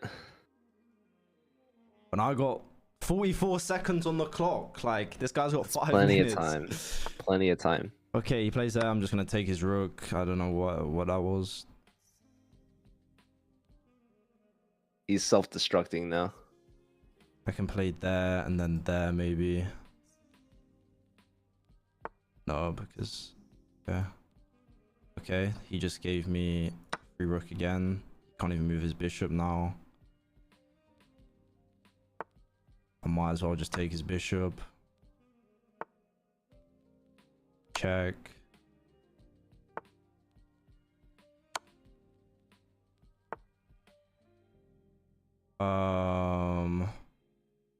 That mate. Let's go! Huge buzzer beater. Okay, that was not really a good match though, but okay. No, it was great. This was really, really nice, solid win. There's a couple moments in the opening that I think were a little tricky, but I'm gonna invite you to a classroom. We'll go over it. I bet. Are you running out of time, by the way? Not really. I can actually keep going. I'm just so hungry. I haven't eaten breakfast. So Okay. Let's see how this review goes. Let's do this review and then I'll see if I have any food and then we'll just decide if we carry on. All right. So we've got you play the Scandinavian here.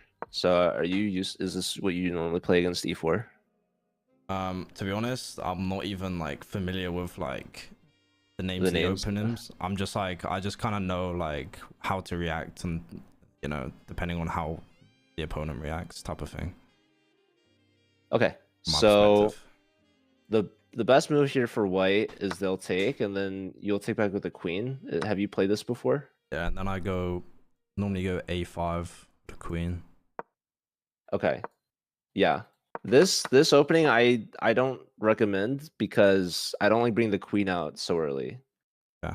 It's kind of goes against some of the opening principles. You have to move the queen a lot of times. You're giving them a free tempo as they develop. So I I think there's a lot of theory no matter what opening you play. So if you're comfortable with this, that's fine.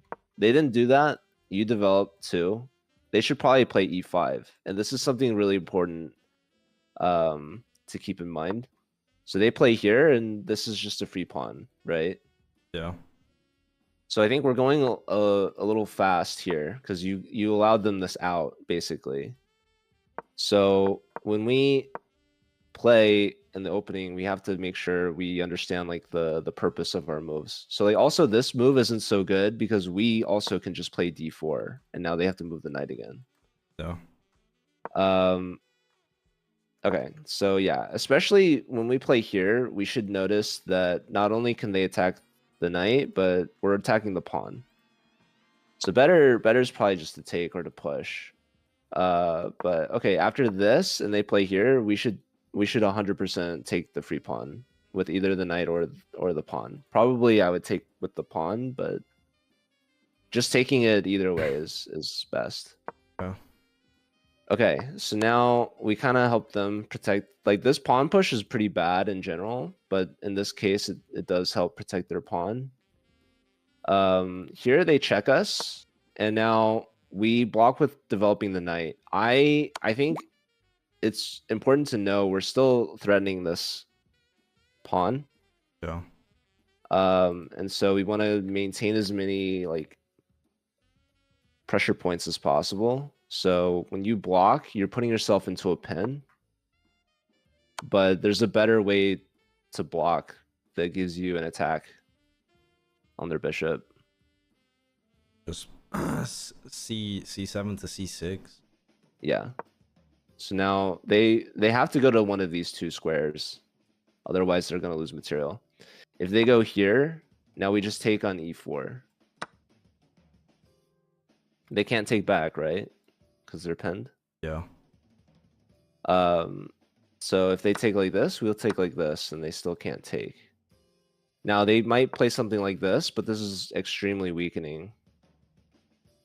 So maybe they'll get their piece back, but their structure is going to be... If we go here and they take, we take, and that's really strong. They'd have to block like this. Now we can bring the queen in. Then they'd have to defend the knight with something else. But yeah, life's pretty good for us here. Okay. This is the benefit of playing c6 as opposed to like knight c6. Oh. It's now they can check us again, or they can push or take or whatever. They can alleviate this pressure that we have on them. So let's keep going. So yeah, here I think we have to be aware that this is always a threat. They've always had the ability to play e5, and that kicks our knight somewhere worse. So when they go here, what does this knight move do?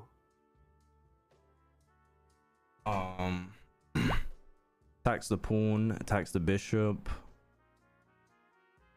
attacks e6 pawn, but I don't really see anything with that because we just take. So same with the bishop. So just the pawn. Your first two thoughts were absolutely correct. Just immediately recognizing. So what would we do if they took our bishop? Take with our knight. Yeah. So this knight is our defender. It's very important.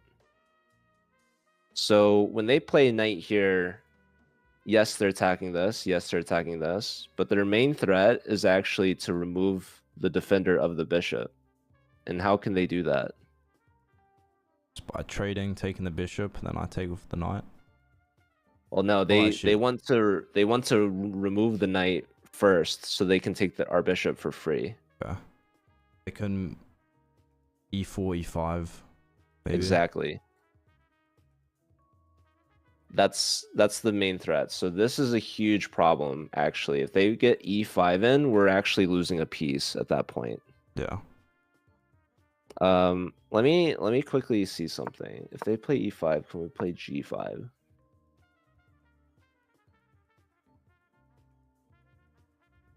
I don't know. Maybe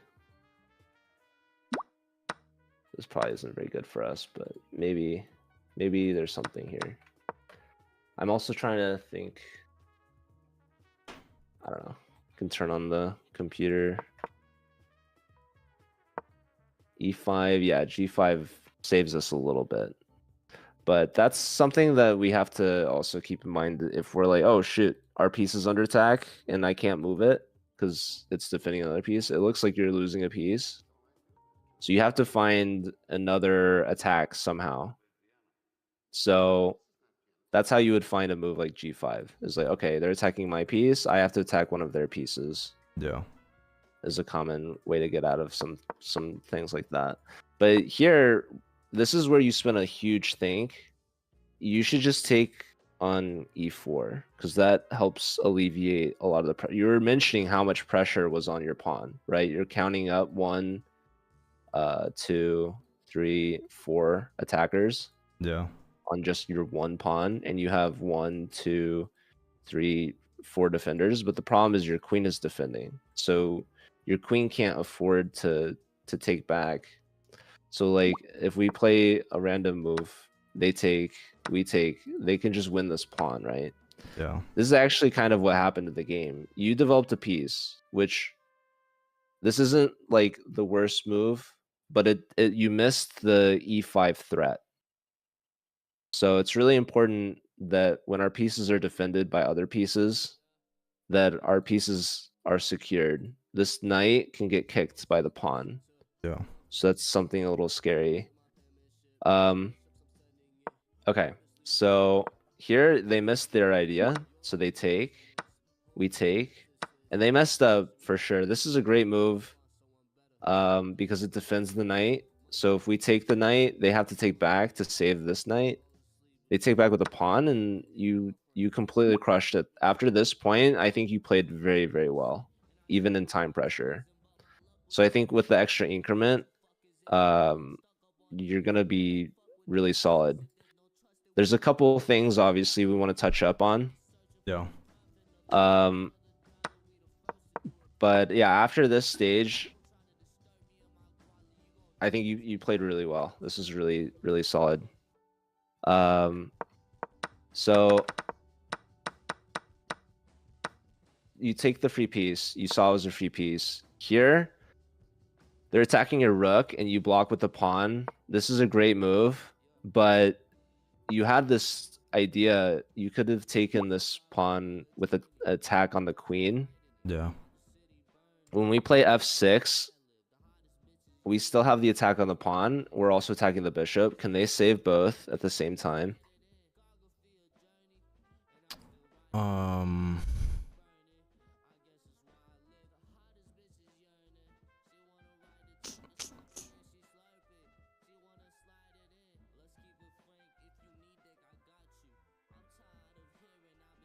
mean, he can. I don't, this isn't it, I don't think, but he can take with his bishop. I take.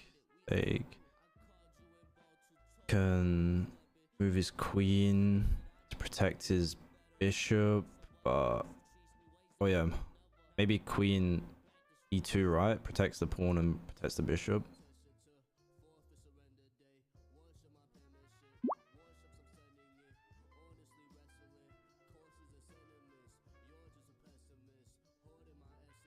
You're muted, by the way. I don't know if you know.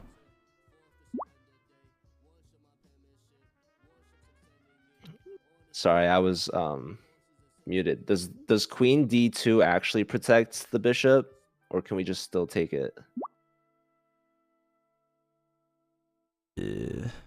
Yeah, we can. Yeah, we can still take actually. Yeah. Pawn. Also, shout out to Mama Benji Fishy in the chat. Let's go.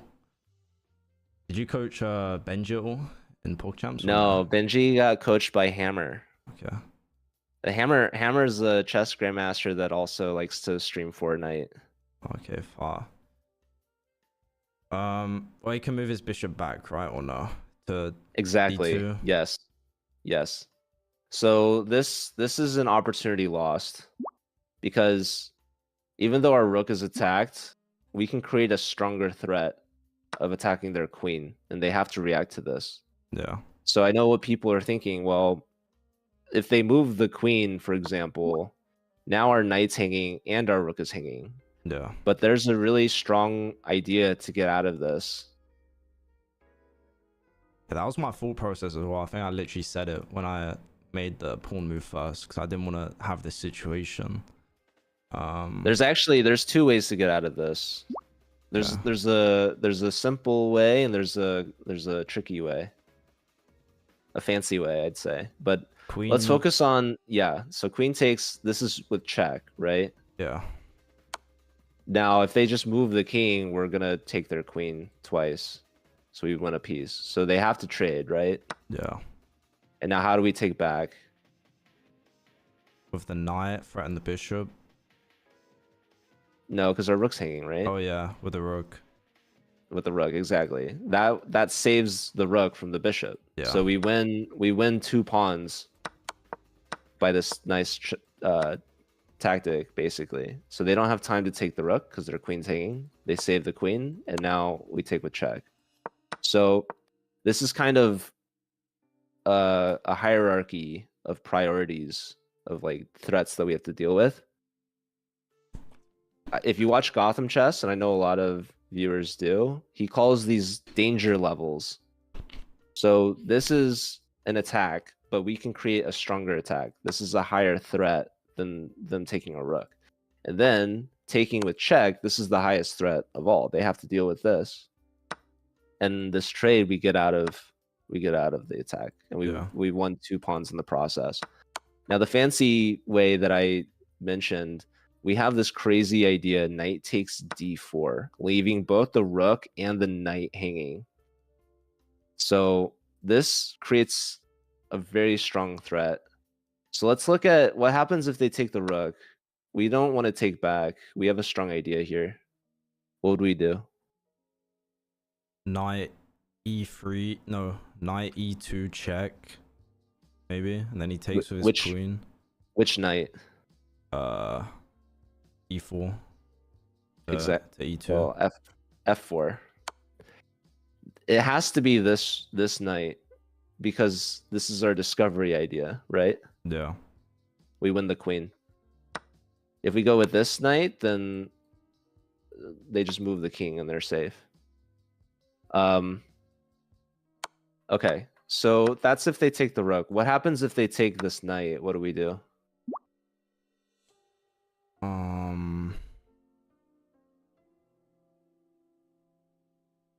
Could play knight to f3, maybe. It's protected by the bishop, check. But don't really, and then take the bishop back. No. Yeah. Because they could just take with the pawn, right? Oh yeah. Cool. Oh yeah. Because now when they take our knight, they're not opposite our discovery anymore. Hi, Emily.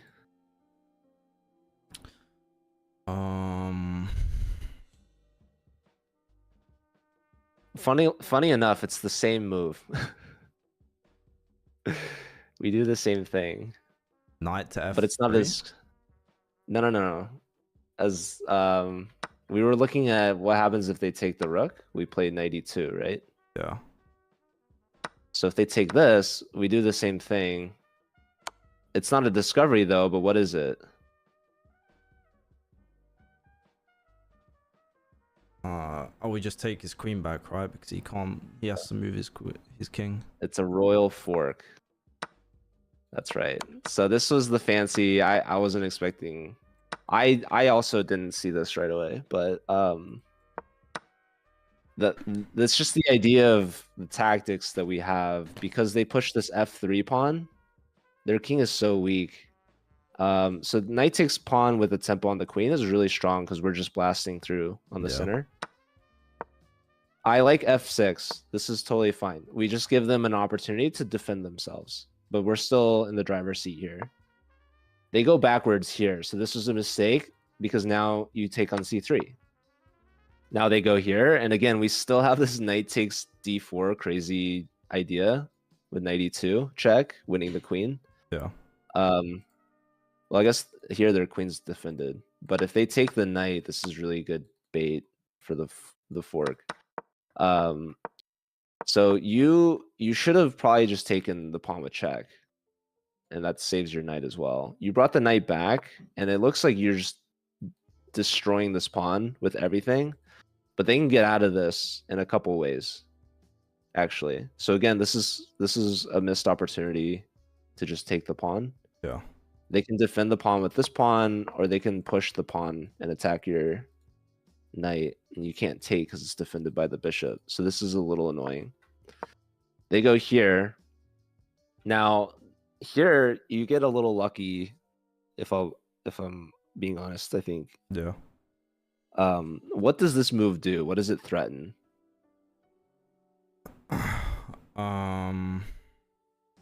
If white got to go twice in a row, like if you did something dumb, like h6, what can they do now?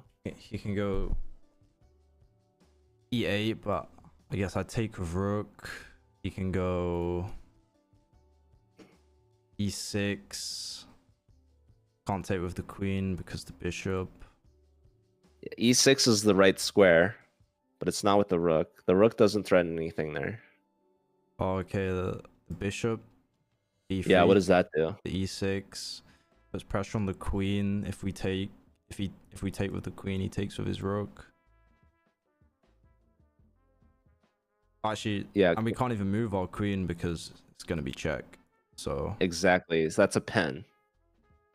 Yeah. So this is a big takeaway of this game is if we go back to where you castle queenside, I think this is a great move. I love this. This is typically pretty aggressive because the rook is already on the d file. I also really like opposite side castles games because they're just really aggressive, and you should fight like pushing these pawns by his king. The downside of castling queenside is your king is not as safe as castling kingside. Kingside, the king is one square from the corner. He's kind of tucked away. Yeah. But your king is more in the center still. So you're a little susceptible on these diagonals. So it's really common to just put the king more in the corner when you castle queenside. Yeah. So just like king b8, if you have a chance at some point, is typically assault. Like if you're like, okay, I don't know what to do, and he doesn't have any threats, I'm just gonna like push my king away. That can save you in the long run. It's just how he castled, but he pushed the f pawn, so his king is equally as weak on this diagonal, which is why you had so many tactics taking here and giving check, right? Yeah. So just like how his king is weak, your king is also a little weak. When he goes here, this is a great move. He's taking the file. You should probably contest the file with your other rook. Or in this case, yeah, taking the pawn with check is really strong. Taking here works for you because the knight guards this square, so his bishop can't come here anymore. Okay, yeah. Also, I love, so he just kind of threw this. I don't know why, but pushing this pawn was a huge mistake. Because here you still have this knight check, but his queen's defended by the pawn, right? No. So when you take and he pushes the pawn, he's actually helping you find an amazing move. Knight takes, this is double exclam, claps in the chat for sure. This is brilliant because it's check. The knight's defended by the bishop, so they can't just take the knight. And it's a discovery from the rook. So this is like a beautiful, beautiful sequence that you found here. This is like a coach's dream that you're already thinking about these higher level tactics and maneuvers. So just the fact that you're thinking about this sort of thing, a lot of people are like, oh, I can't take a pawn because it's protected by another pawn. But here, yeah, you find it like in no time, which is funny because you actually have like no time. This guy has like 5 minutes advantage on you. But okay, free queen, and now here we have a similar mating idea that we had in the previous game. Bishop takes, and we're just threatening mate. Yeah. But I liked that you saw this is a free rook. This is also a free rook with check. Yeah. But so then I get both then rooks, right? Or no, I can. Well, they can block here. Luckily for them. Okay. But this still like you could then just trade rooks if you want. But I like that you took the free piece, you took the other free piece, you took the last free piece. So you're just gobbling everything up, right? You take with check, and this is mate in one, but this is also pretty darn good. So I think this is a great game to end on. Yeah. I think that your opening could use a little work in this one. You just kind of missed this e5 idea. Yeah. You also just missed this is a free pawn.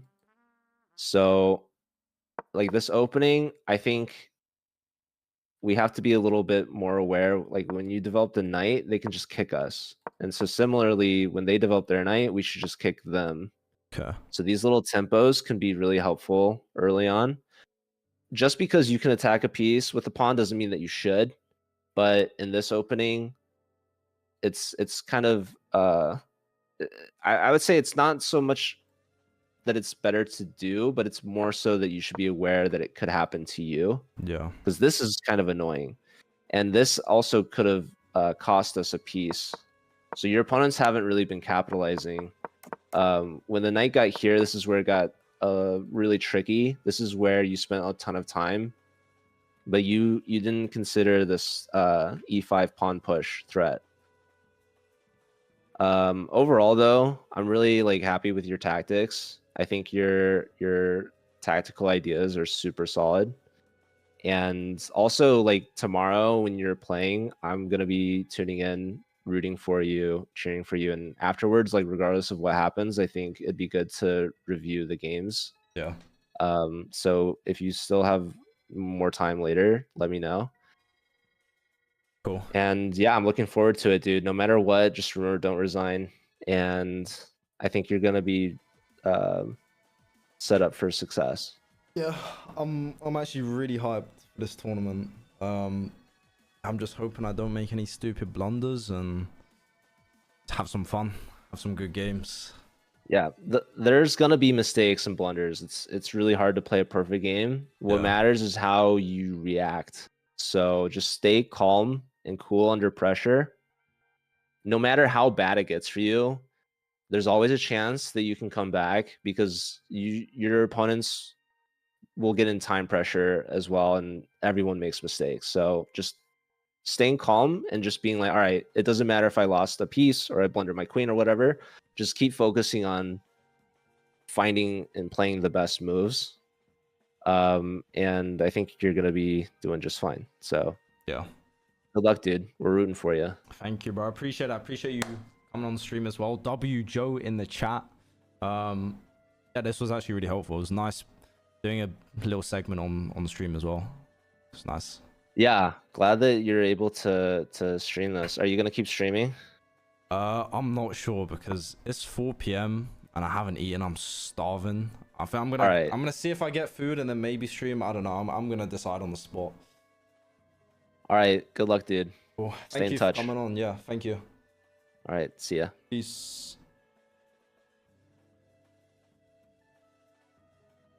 Okay, chat. That was a little lesson with Joe. That was really nice, actually.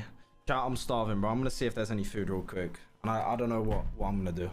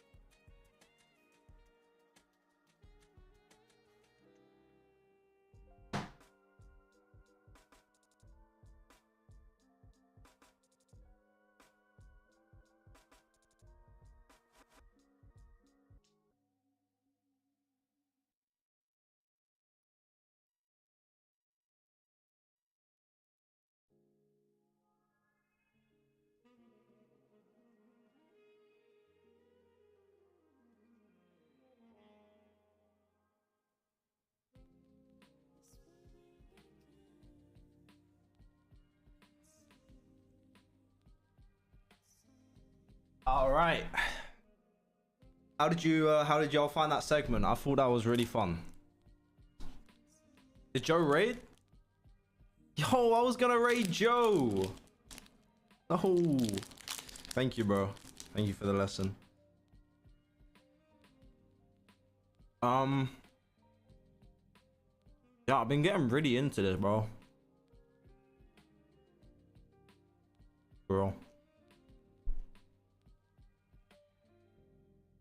Eval? Chat, I don't know if I'm, bro. Eval's crazy, bro. Eval's crazy. And also, I've got a very special thing today. So, yeah. No, chat, don't spam L, bro. Please, bro. Chat, please don't spam L. Please, bro.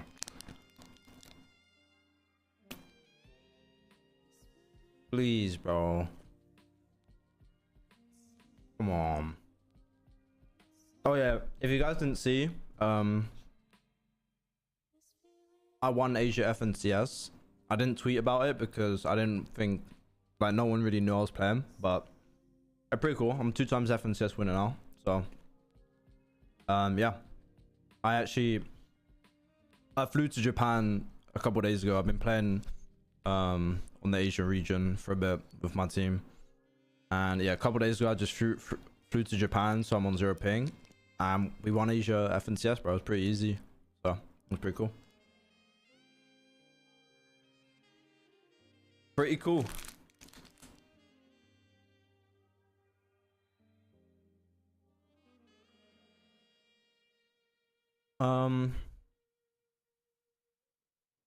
Yeah.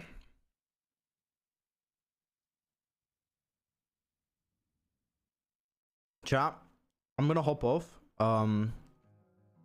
Like I said, I had something planned today.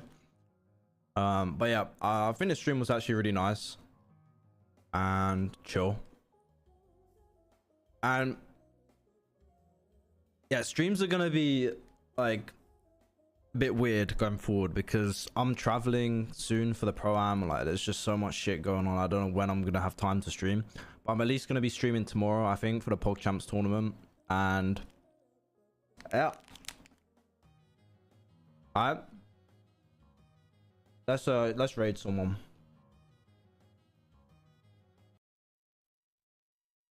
I look kind of chopped right now, so yeah.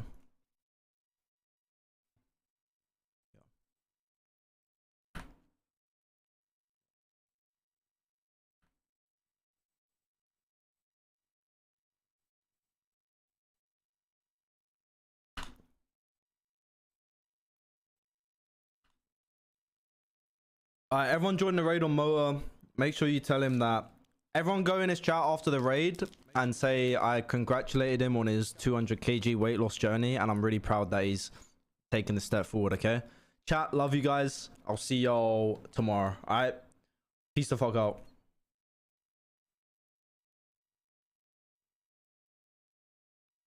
At the time to practice instead of only playing on 4-set lobby.